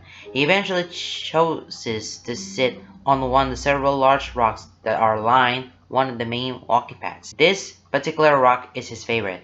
It has a good vantage point right out in the open, and it's relatively flat. He drops his backpack on the ground next to him and he takes a seat. He stretches his legs out in front of him, crossing them at the knees and letting them dangle off the edge of the rock. His dark blue button-down is open, sleeves rolled up to his elbows. His pants are dark and tight, rolled up to show his ankles, but his crop top is the real star of the show, or rather, what the crop top reveals. The shirt itself isn't too tight, nor is it too loose. It's plain black and white print of a cat face. He thinks it's cute, which is exactly why he had stolen from his sister to begin with. What's even better, though, is the painting tattooed on his torso. The blues and grays, shadows and highlights of a storm or sea. He's not really sure. The colors mix and swirl, clashing without really combining, dancing together and frozen in a twisted embrace. It's beautiful in its chaos, and it's even more beautiful because it was his soulmate who made it, and he knows they made it with their own hands, because the same color stained his hands, smudging all the way past his wrist in places. There's something strangely intimate about that, of watching and feeling his soulmate paint like that, like the paint is the only thing between them. Well, that and a distance. Nope. Stop right there. No negative thoughts. Not today. He leans back on his hands, letting his shirt fall open wider and really stretching out his torso to showcase the tattoos that cover his exposed midriff. His headphones are in. He has his pumped playlist playing. And now the waiting game. 10 minutes to the hour, the pads start flooding with students. Both students going to their next classes, and the students pouring out of the buildings. His perch is halfway between the music and art building, strategically located on the main path to and from the art building. There are other directions students come and go, but here he has a large majority. And here is where he waits, his tattoos on display. Not some kind of preening peacock. That's what Pitch has called him anyway. He doesn't even bother denying it anymore. Now he waits. He watches. His sunglasses make it less obvious who he's looking at. Allow him to look like he's chilling and not analyzing everyone's faces for any sign of recognition when they see him. If they even look at him. Most give him only a curious glance, if anything, and a few give him second looks when they notice his soul marks. Most look away quickly, either from the awkwardness of being caught staring at the stranger or from not wanting to seem impolite by staring at someone's soul marks. Luckily, Lance doesn't have that problem. His shades cover his eyes enough to let him stare. He eyes people who pass, zoning in a little too hard on people he finds attractive. He wouldn't have a soulmate he doesn't find attractive, right? He at least searches people for soul marks. The little telltale marking on their arms and legs. Some of them faded and others fresh. A couple have markings on their face and neck, and he tries not to snicker at those ones. He tries to quell the familiar twist in his gut, the sour taste on his tongue that speaks of jealousy. He has nothing to be jealous of. He obviously has the best soul mark of anyone here. He arches his back just a little more, letting his shirt fall up, and just so, yeah, he's the lucky one here. Now, if only his soulmate would find him. He dragged out of his thoughts when one of his earbuds precisely pulled from his ear. What are you doing? The voice is surprisingly close, and he told him it does not make a start yelping sound as he sits up straight and whips around. Keith is standing beside the rock, hair tied back in a loose ponytail, several dark strands falling free to frame his face and curled by his neck. He's wearing black jeans, a black t-shirt that reads, "The truth is out there," in white letters, which is hilarious and totally not cute. There's a red flannel tied around his waist, and those stupid gloves that he always wears, and Lance hates to admit suits his look. What are you doing here? He snaps back more out of reflex and habit than anything. He was caught off guard, and what's he supposed to do? Answer honestly? Keith's brows furrow as he straightens, dropping Lance's earbud to let it dangle by his chest. He shrugs one shoulder, gesturing to and bringing Lance's attention to the large as bin. The rectangular bag hanging at his side. I just got out of class. You have art classes? He asked, without really thinking, and then cringing a little in the aftermath. Of course he has art class. There is really no other reason for him to have that bag.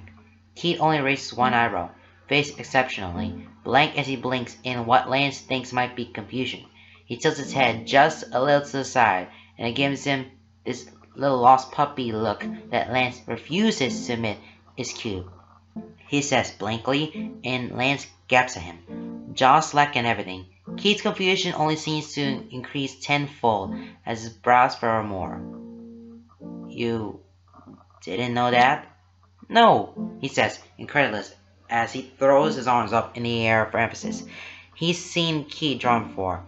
He's admitted as much when he said he doesn't like to show others his drawings, but with how secretive he is about his sketchbook, Lance had thought it was a similar situation to how he is with music. A hobby. One that he's really good at, but a hobby nonetheless. Not something he majored in. He eyes Keith curiously, eyes narrowing as his lips twist to a small, thoughtful frown. I don't really know much about you, actually. And he's surprised about how sad this revelation makes him. He's watching Keith closely, so he sees the changing expression, but he's not entirely sure how to interpret it. His brows pinch, lips pressing into a thin line. I don't know how much about you either, he says. A little defensive, but mostly unreadable. It's definitely softer than Lance anticipated. He then gestures to the rock, changes the subject with a simple repetition of, So, what are you doing here? He blinks, then looks away, scratching the back of his neck. I was, He doesn't know why he's so nervous all of a sudden. He's usually not shy about his SM, nor does he hesitate to talk about them. But this just feels different. This isn't him gushing about his SM. This is him explaining himself, his own actions, and this is not something he usually explains to people, just his friends. People might see him as desperate, maybe even pathetic, but his friends know him, and if anything, they see it as endearing. But Keith's a friend, right? Granted, a friend he doesn't know all that well, but still a friend.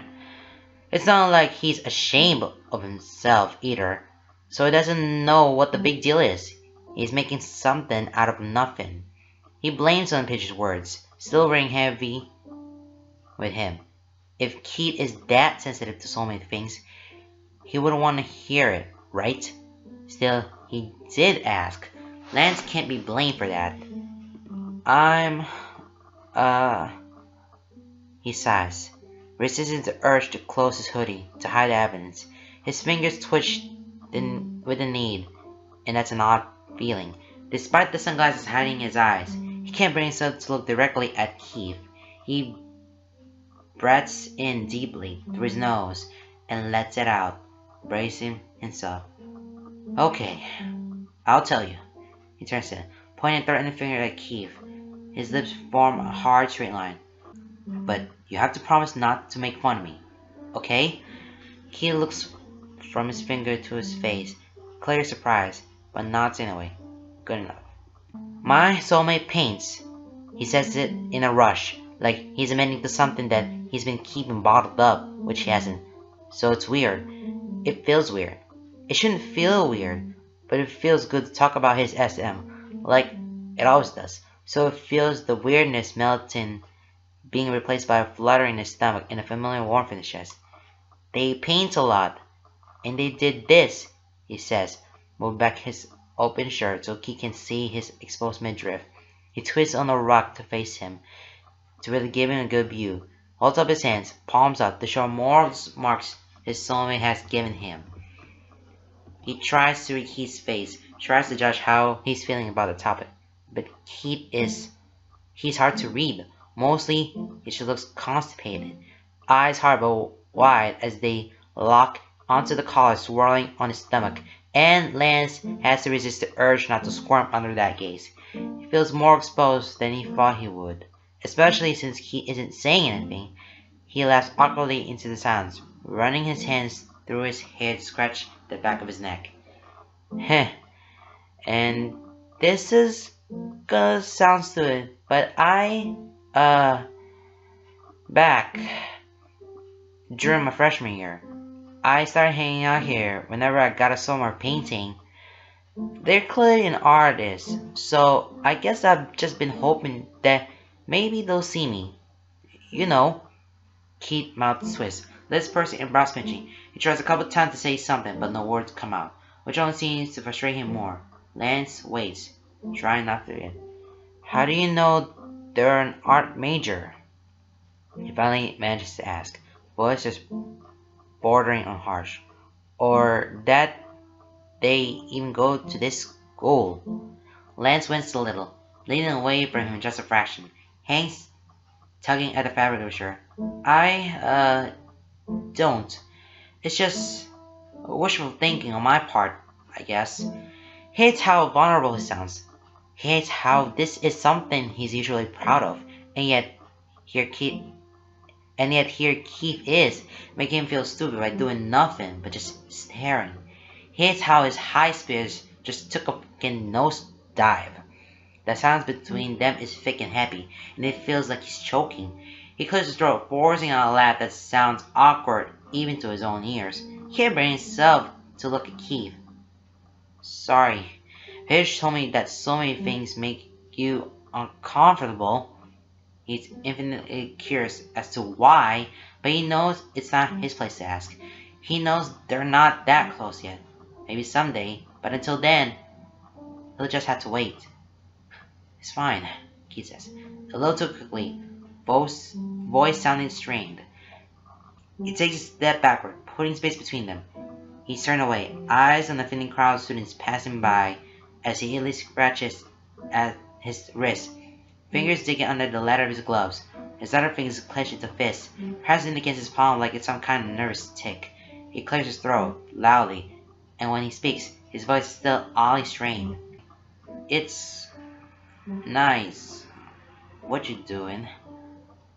I think. Lance perks up a little at that. Really? Keith nods, still not looking at him. Yeah, it's sweet. He shoves his hands into the pockets of his jeans, rocking back on his heels with his eyes still turned away. So, do you wanna go grab lunch? Or something? He asks, risking a glance at Lance before quickly looking away. Lance turns away, gaze sweeping out over the million students on the path. He bites at his bottom lip. He had meant to stay out here until his class later, just to maximize the possibility of meeting Soulmate. But Keith is clearly extending an olive branch here, and after all the odds train their budding friendship has gone through... Sure, he says, turning back to Keith with a winning smile and sending a silent apology to his Soulmate. There's no guarantee his SM even goes to this school, let alone will be here, on this path, in time to see him posing on the rock. It's just a wishful thinking, right? Wishful thinking that might get him nowhere. And as much as that thought makes his stomach sink and the bitter taste of bile burn at the back of his throat, it's relieved somewhat by Keith. Keith, his new friend. Keith, who is asking to hang out with him. Keith, who clearly wants to be friends with him, just as much as Lance does. His soulmate can't wait for now. He hops up the rock, stretching his hands high over his head and arching his back until it pops. He doesn't miss the way Keith stares at the Soulmate painting decorating his bare stomach, but the way he stares makes him feel less self-conscious, and instead gives him that proud, premium feeling he's used to when people admire him, or, his hallmarks. I could always go for more cat food, he says teasingly as he puts his hands on his hips, grinning at him. His gaze flickers up as he catches Lance's eye. Lance is raised an amused eyebrow, and Keith looks away quickly. He spins on one heel, walking away stiffly with his hands and shout into his pockets and his back straight. He doesn't turn around fast enough, however. Lance clearly caught sight of the flush reddening his cheeks. Actually, I was gonna go off campus, he says, sounding more casual than Lance would have thought possible with that blush creeping out of his complexion. Lance smiled in satisfaction. Oh, I have a class in a couple hours. He sees Keith's shoulders rise and fall.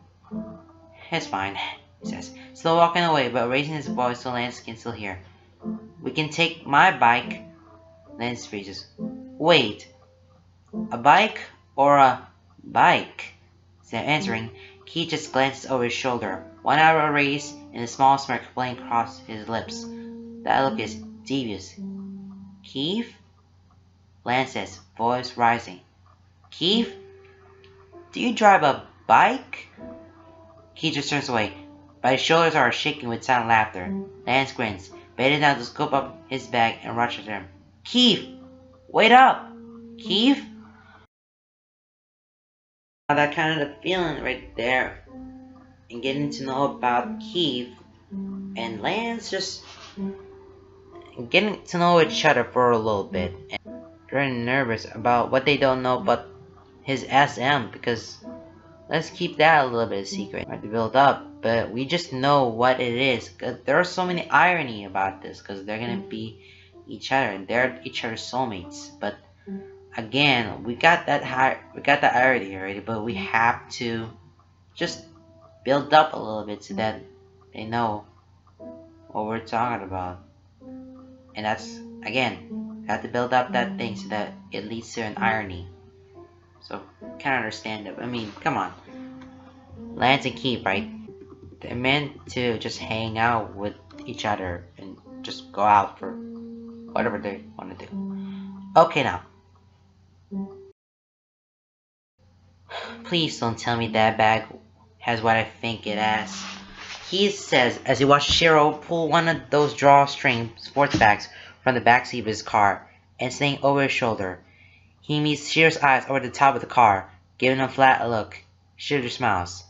I don't know what you're talking about, he says, far too instantly, closing the door and locking it up. Keith rolls his eyes as they start up the hill towards center campus, shifting a little to adjust the strap of his hockey bag on his shoulder. Shiro, I swear to God, it's amazing what you can find at your local Walmart, he says, cheerful as ever, but with his mischievous edge that Keith has come to know and fear throughout the years. Keith groans, shoving his hands in his pockets and hunching a little. Why are you like this? It's my duty as your older brother. I think it's time you retired. It's a job for life. I hate you. Love you too. The walk through campus is a short one. Shiro had managed to find a parking spot in one of the closet parking lots. Keith gets a few stranger looks, but it's nothing too curious. A guy walking around campus with a giant, empty hockey bag is, in the grand scheme of things, pretty uninteresting considering some of the things he'd seen around campus. Just the other day, there was a guy in one of his classes wearing a hot dog suit. You realize Laura is probably going to make you play, right? He says as the quad comes into view, and with sight of hoops being set up and people running around, gathered with brooms. Keith hates how quickly his focus zeroes in on Lance. He is standing near Hunk as the big guy sets up some hoops on one side of the pitch. Even from this distance, Keith can see how bright his smile is. He frowns before he really realizes he's doing it, but his attention is torn away when Shiro speaks. I know, he says, voice oddly quiet and losing that teasing lightness it had earlier. When Keith looks at him, he's looking down, prosthetic hand held up, and metal pieces glinting in the sunlight. I just don't know if I should. I don't know how well that it will work. Something painful sinks in his gut. He doesn't like that voice. He rarely hears that voice from Shiro anymore, but he heard it a lot in the years that followed the accident. It's full of vulnerable self-consciousness and a weak attempt to laugh it off. He hates it. Is your left hand a fully functional dominant hand now? He asks, even though he already knows the answer. He had been there when Shiro had struggled to learn how to use his left hand after he had lost the right. He had helped him through it, ignored all the mistakes and broken classes, all the frustrated sounds and silent tears. Well, yes, but then it's no problem. Just hold your broom with your prosthetic. Your broom hand doesn't really do anything anyway. It's just there to hold it there. Then just play with your left hand. You'll be fine, unless your hand-eye coordination with your left hand sucks. Shiro's lips tilt upward into a small smile. The shadows in his eyes recede to make way for amusement.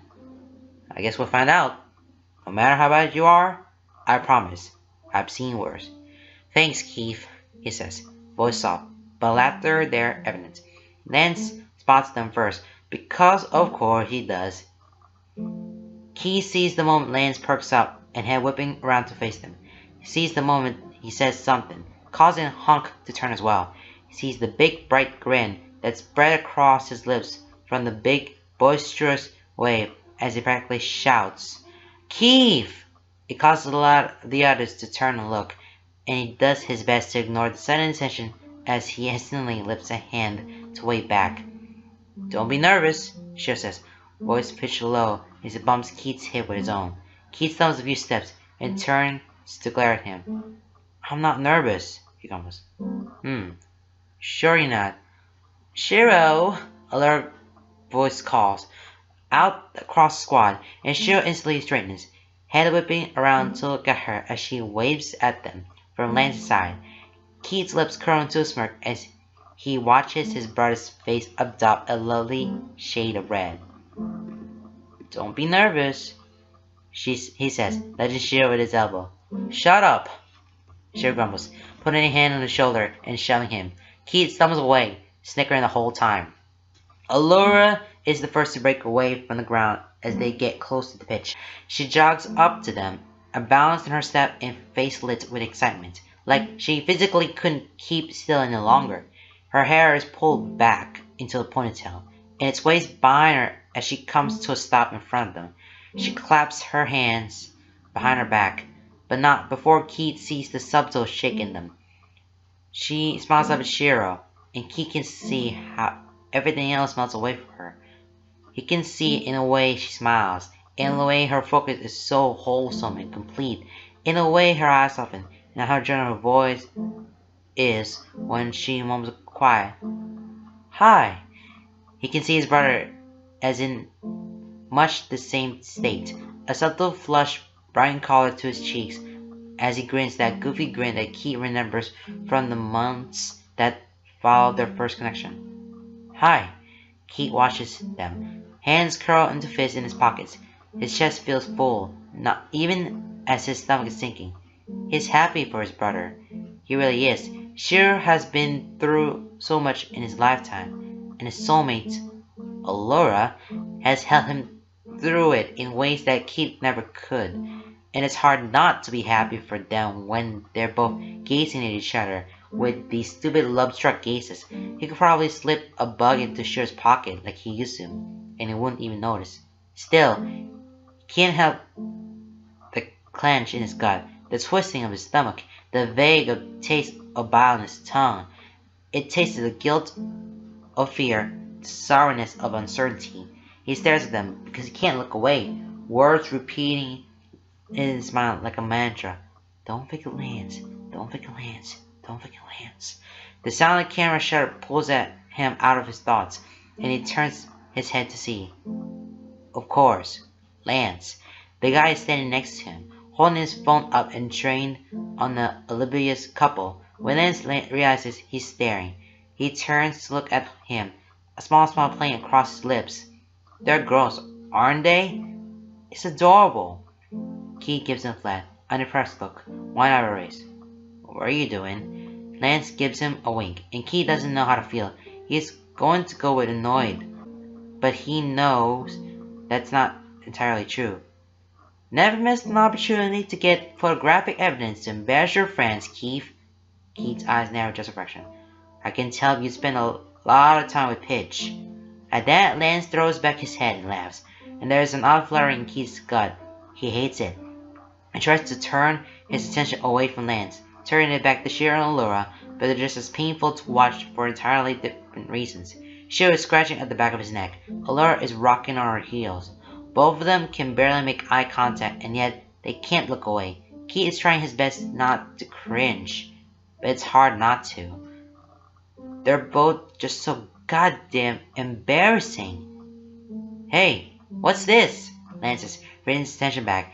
He's already stepping close to him, hands reaching for the bag on his back. He grabs it, stretching out the material, and Keith lets him. He turns to look over his shoulder, seeing the moment Lance's eyes blow wide. Whoa! Dude!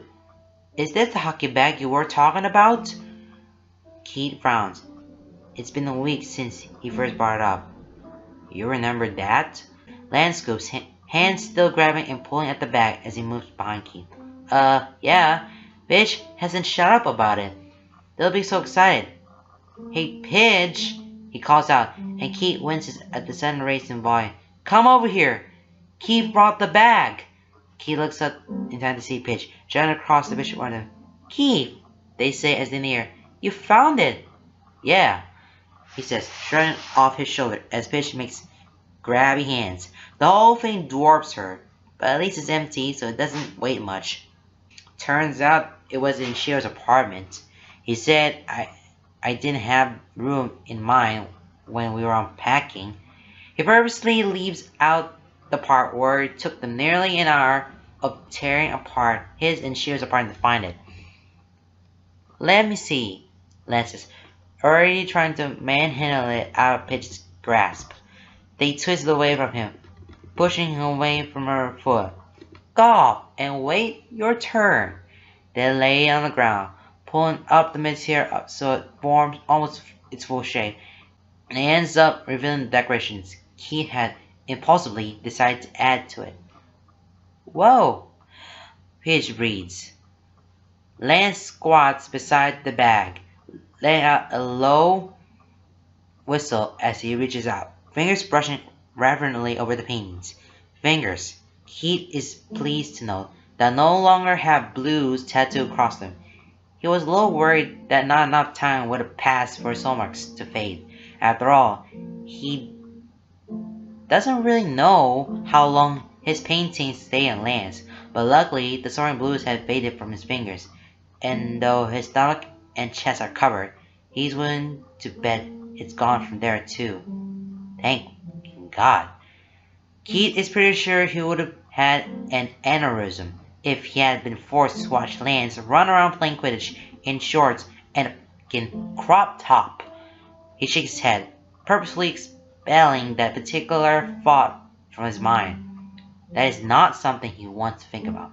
Nope, he'd already dealt with it enough in person.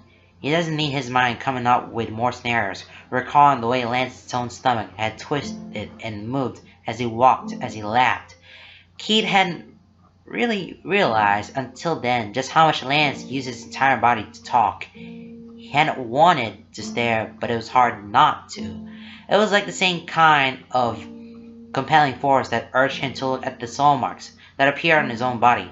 Only this time, it was keeping him transfixed on how Lance's muscles moved beneath the beautiful blues hues. Do this.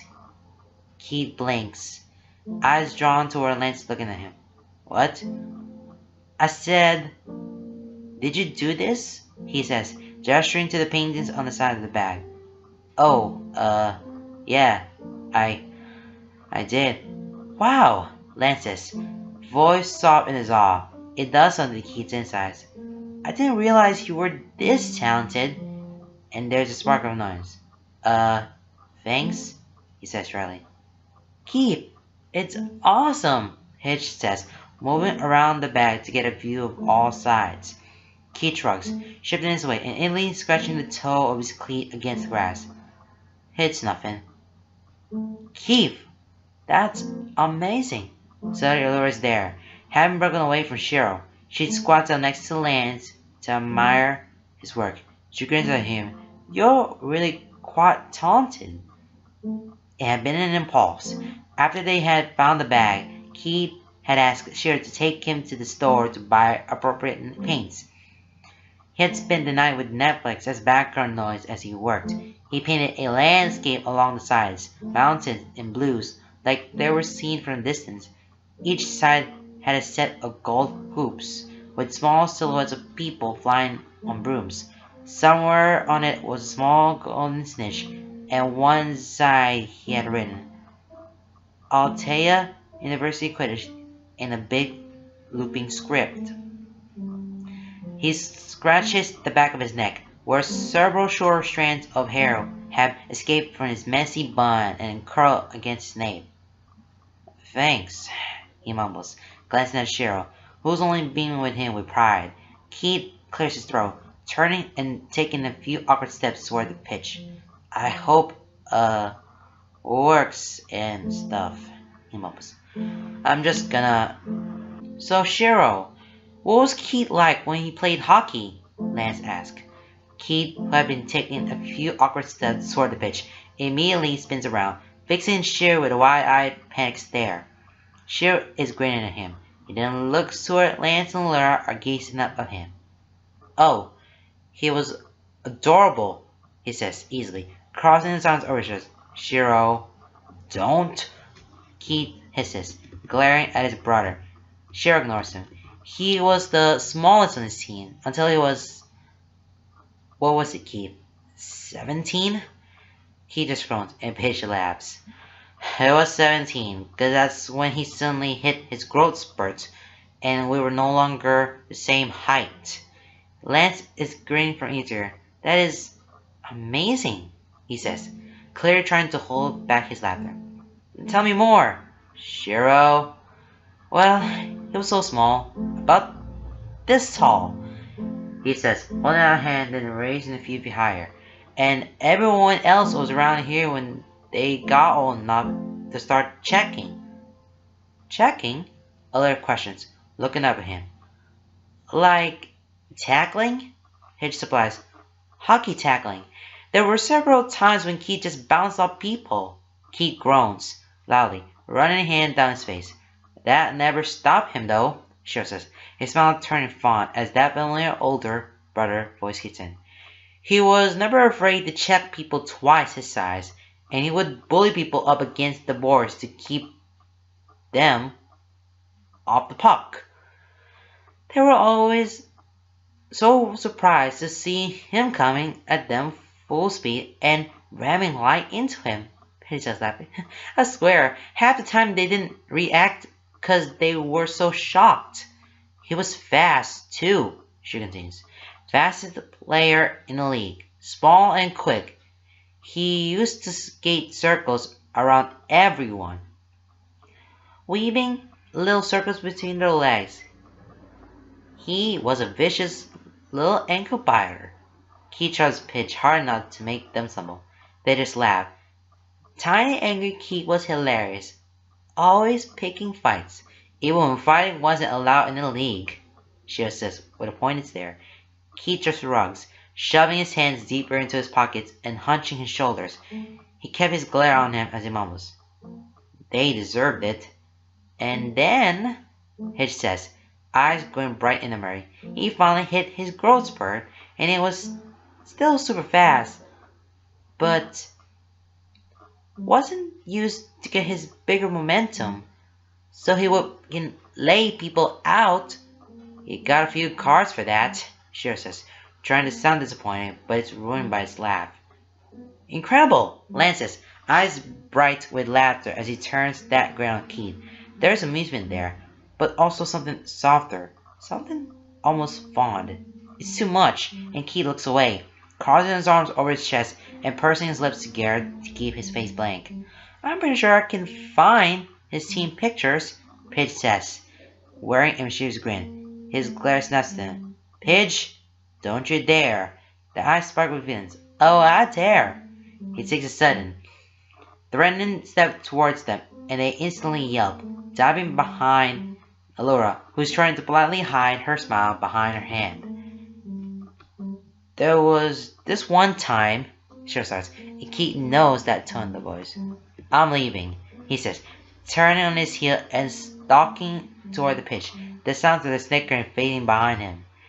It's the most eventful Quidditch practice Keith has ever experienced, if only because Cheryl's presents an unknown but curious variable. Despite some prodding, he waves everyone attempt to get him to join them off and to take a seat on the hillside next to the pitch, while Cran runs everyone through warm-ups.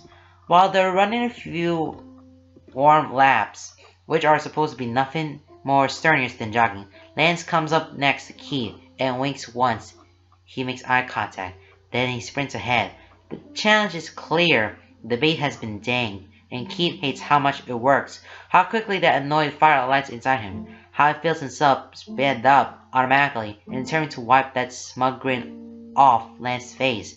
They end up finishing the three required laps neck and neck, though Lance insists that he was just a hair ahead. Pitch and Hunk run them through some drills. They start out with the Hunger Games drill, which is probably the most fun and easy Keith's favorite. He tries to default to Pitch as a partner, only to find she's already paired up with Cran.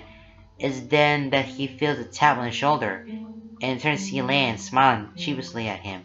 He spies Hunk over his shoulder, paired up with chatting with one of the freshmen, so he teams up with Lance, and they're surprised to find they actually make really a good team. As soon as the whistle blows, Keith darts toward the ball pile while Lance stays behind. He gets there first, unsurprisingly, and immediately tosses the ball over his shoulder for Lance to catch. He grabs another, and then they're both running off, without really having to speak. They have good synergy. Lance, it turns out, is a really good shot, especially from a long distance, and Keith is better at catching or blocking balls thrown at them. So they stalk the field. Lance is picking off targets while Keith defends them. At one point, Keith is facing out against Pitch, but they're at a standstill. Neither quite wanted to be the first to throw. Then Lance puts a hand on Keith's shoulder, jumping in the air by him and throwing the ball over his shoulder. Pitch is so surprised that the ball pegs them in the knees with no resistance. Keith and Lance end up winning that first round after the merciless slaughter. Everyone agrees that they're not allowed to team up in that drill anymore. They do a few more drills where Pitch and Cran take the beats to one side of the field, and Hunkalura takes the chasers and keepers to the other. Lance tries to sweep up the seekers, but Pitch shuts him down pretty quickly, saying that the seekers need to have a secondary role anyway. So no snitch practice for the day. This must happen often because Lance doesn't fight it too much. Instead, he just crosses his arms over his chest and charges after the chasers, pouting the whole way. It's about halfway through these drills, while they're taking turns trying to score against the keeper and defending chasers, that Allura finally manages to convince Shiro to join them.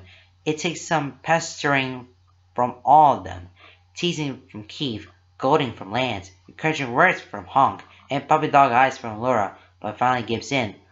Allura takes him by the hand and practically drags him down the hill to the pitch, and Keith grins at the flush darkening his cheeks. When Shiro notices, he glances at Keith and points at him threateningly, which only makes Keith's grin widen.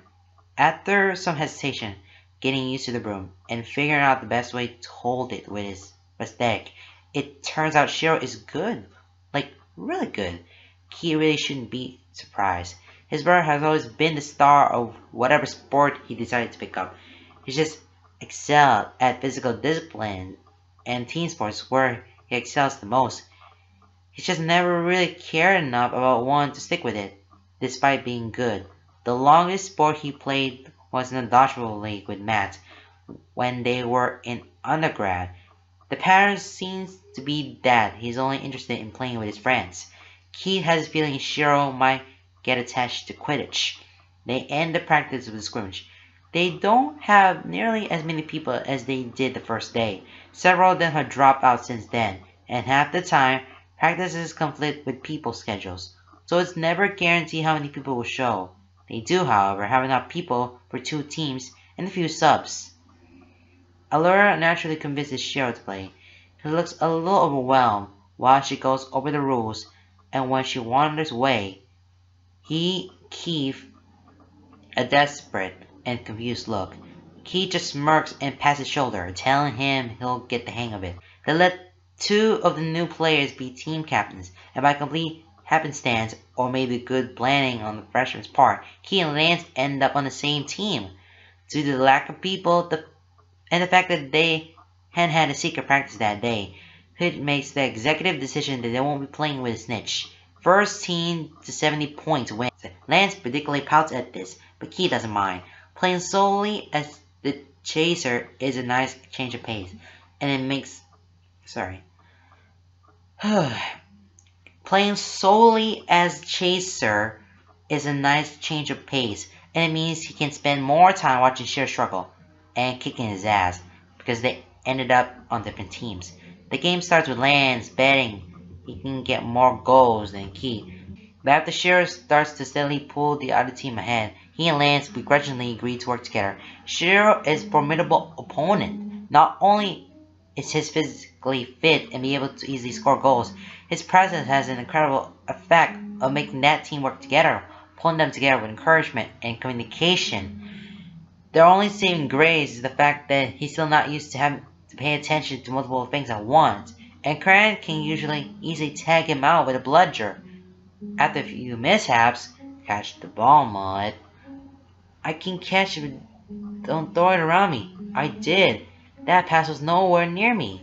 He and Lance finally developed some form of synergy. It's faulty, and they aren't always on the same page, but they find a rhythm that wins them the game. It's close enough, and they nearly lose when the teams are tied 60-60, and Laura gets a break away with a quaffle.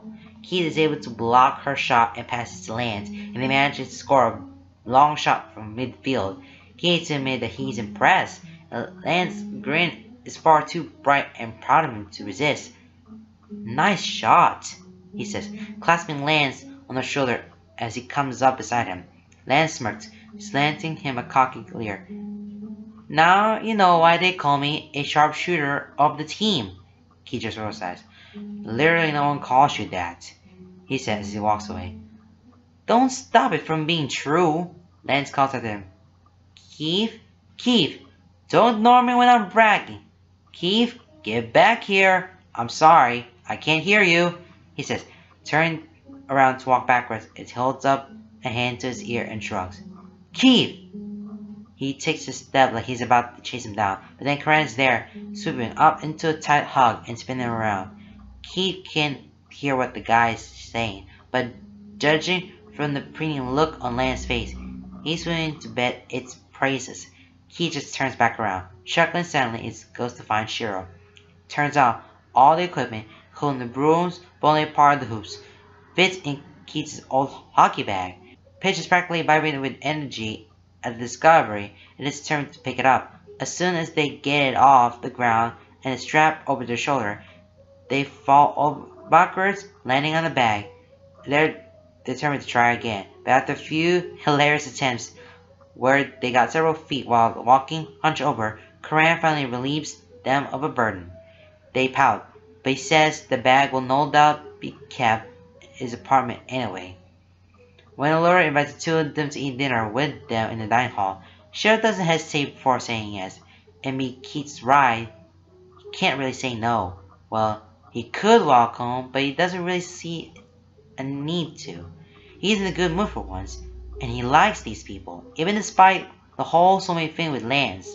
Besides, Lance hasn't really gotten his nerves yet today, so maybe it wouldn't be so bad to spend more time with all of them. So, Pidge says once they've all gotten food and claimed a spot on one of the long tables that line in the dining hall, they plant their elbows on the table, interlacing their fingers and leaning forward to peer around Keith and Shiro. How'd you like Quidditch so far? Shiro raises an eyebrow, but smiles. It's not quite what I expected. Is that a good thing or a bad thing? Allura asks, smiling at his other side. Definitely a good thing, he says softly. Keith turns his pitch and makes a silent gagging motion. They snicker, and the sound is echoed across the table. He glances out to see Lance grinning at him, eyes twinkle with amusement. Alright, lads, Karan says, loud like he's about to make an announcement. It draws in everyone's attention immediately. He's sitting in his seat across from Laura, one arm crossed over his chest and the other twirling his mustache. There's a twinkle in his eyes and a tilt to his smile. If Shiro's going to be a part of our little family, I believe it's time we had the talk. Keith glances at Shiro and snickers when the man blanches immediately, complexion going pale and eyes wide as he gives a Karan. What? He says, clearly trying to be polite but hilariously confused.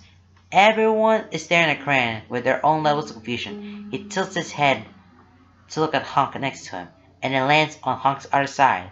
Lance is the first to get it. Either that or he plays along. Either is likely. Ah, yes. The talk, he says, leaning forward to put both elbows on the table, tilting his head down to gaze up at Shiro and waggle his eyebrows. What talk? Honk says, eyeing them both equal parts, confusion and curiosity. You know, Honk, Lance says, waving a hand in her. The talk. The same one we had with Keith the first time he ate with us. Oh, Honk says a beat later, eyes lighting up. That talk. Pidge is snickering, and Keith is doing nothing to hide his amusement as he sits back, arms crossed over his chest. Shiro looks helplessly at Laura, but she just grins, holding up their hands defensively. It's out of my hands. Alright, Shiro, Honk says, sitting up straight and slapping his hands together, flat and palm to palm. He makes eye contact with Shiro, who raises an eyebrow. Lips pursed to a small frown, but says nothing. What? He pauses for dramatic effect, and Keith can't help but wonder if it's a trait everyone gets after spending time with Lance. He then points his hand to Shiro. Hogwarts house are you in? There's silence as everyone holds their breath, grins wide. Shiro blinks, frown deepening and brows pinch as he fully digests what was just asked of him. He looks around between the six of them. That's it? They all start laughing so simultaneously that Keith isn't able to pinpoint who starts it. It's a very serious question, Hitch says, as they start to calm down. Very, Honk agrees. Shiro looks sheepish as he scratches the back of his neck, not quite making eye contact with anyone. Well, back when Matt and I used to talk about it all the time, he was very insistent that I'm a Hufflepuff. Really? Laura says, straightening as she leans forward on her elbows, giving it a megawatt smile. Yeah, are you a Hufflepuff too?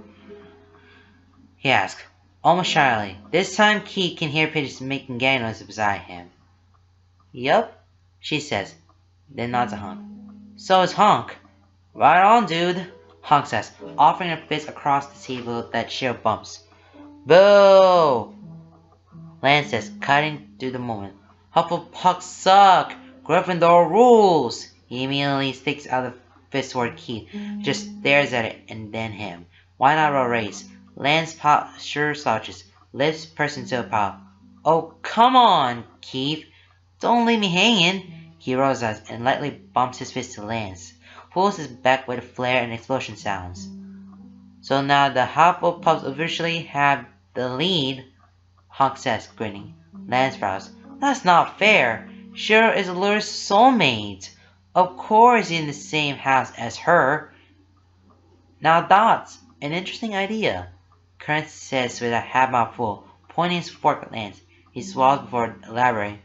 Do you think it's possible that all soulmate pairs identify with the same Hogwarts houses? That's a fascinating thought, Laura says, then sneaks aside with Lance here. Obviously holds true for us. Not for me, he says, shoveling pasta into their mouth and not even muttering to chew first. I asked my SM once, and they're a Ravenclaw. Keith eyes them, wide race. I thought you said you were a Ravenclaw. They shrug. After some deliberation and soul searching, I've come to embrace my snake-like qualities. Keith snorts, but turns back to his burrito. My soulmate and I had an intense discussion about this very subject, Cran says. Turns out they're also a Ravenclaw. So that's 2-1, Allura says. Hold on. Does anyone have a pen?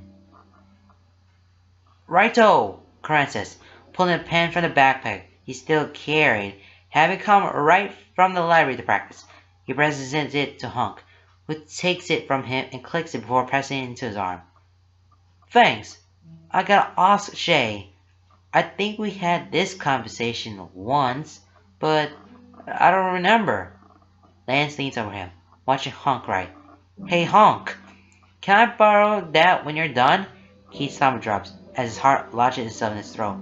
His breath hitches, and out of the corner of his eye, he can see Shiro glancing sideways at him. He glances at Shiro, eyes running. Shiro's brows are pinched in worry. No problem, dude. Here. No. Thanks, man. No. He watches in horror as the time seems to slow down. Lance takes a pen from Hunk. He smiles. He puts it on the table, pen on my right for it. Adrenaline floods Keith's system, making his face heat and his hands shake. His ears are ringing, and everything around him sounds muted, everything except for his own heartbeat at the sound of his own ragged breaths, which are way too loud. I have to go, hears the words before he's even aware that his mouth is moving. They sound automated and rushed, but he doesn't care. Panic is flooding his system. Fight or flight instincts kicking in, and right now, it's time to run! Go! Get out! Escape! Can't let them know. Can't let him know. Not yet. Too soon. Run! He's suddenly standing and turning, already walking away from their table with stiff, hurried steps. The last thing he sees before he turns away completely is the vague expressions on his friends' faces. All sorts of combinations of shocked and confused. He sees worry creasing Pidgeot's brow, and in the lines around Lance's mouth wrinkling Shiro's forehead.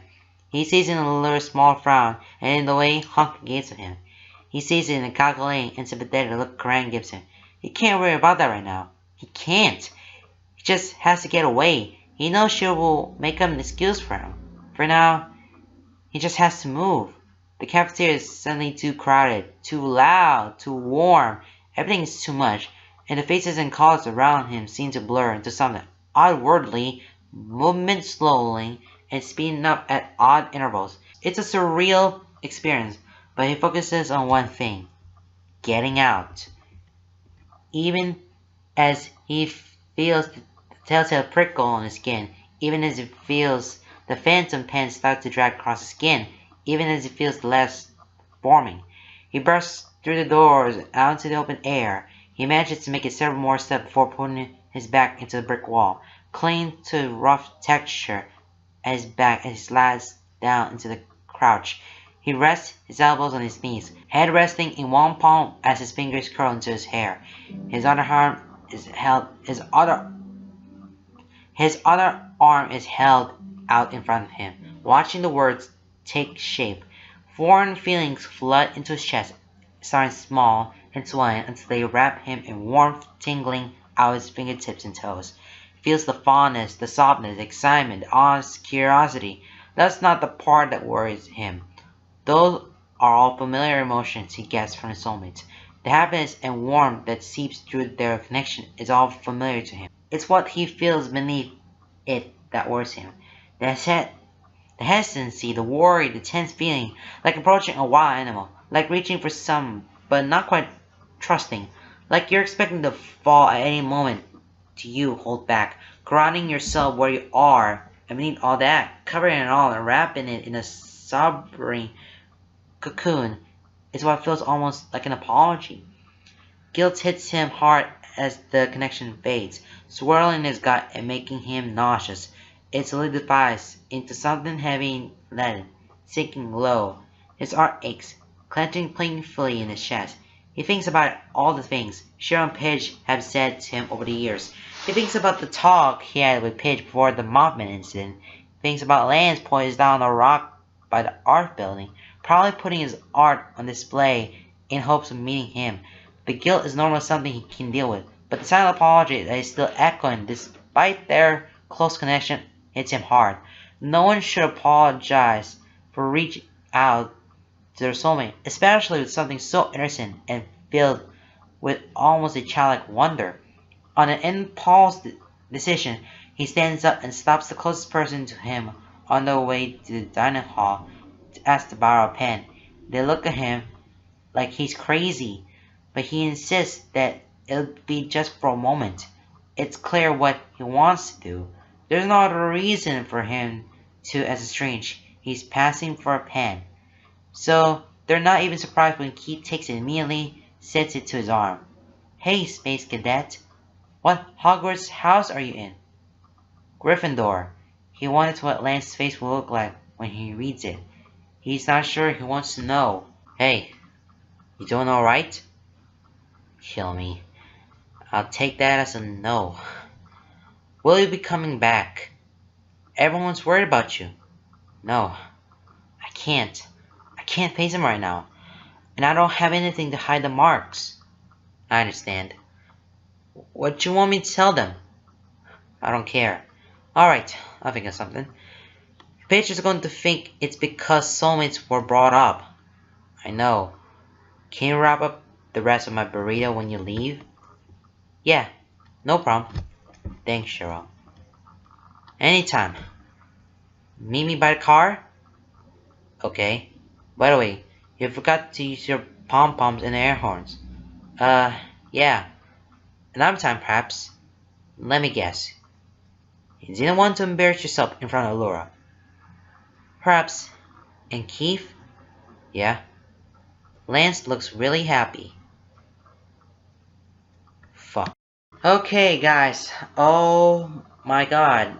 Now it kind of feels like about Keith, and it's just so happens he just ran away and do this. After all the practice, they're in the talk, and Shiro is just now in the game, and he was the Hufflepuff, and then felt some kind of a coincidence that they have soulmates now all around across the table, and wow. I probably noticed it now, and gosh, I mean, Lance and Keith are in the same spot. They're Gryffindors, and oh my god, Keith has to run across the cafeteria, and then it starts to going away from it. Oh my goodness, I can't believe Keith's just feeling nervous about this. He can't show all his stuff that he had been drawing to show all that secrets to everybody, but well, I'm not sure yet. That is the end of this chapter and the video too. I'm gonna see you guys next chapter because I cannot wait to see how Keith's gonna do something with all this soulmate problems or something like that. I wonder how this goes. Okay, guys. See you.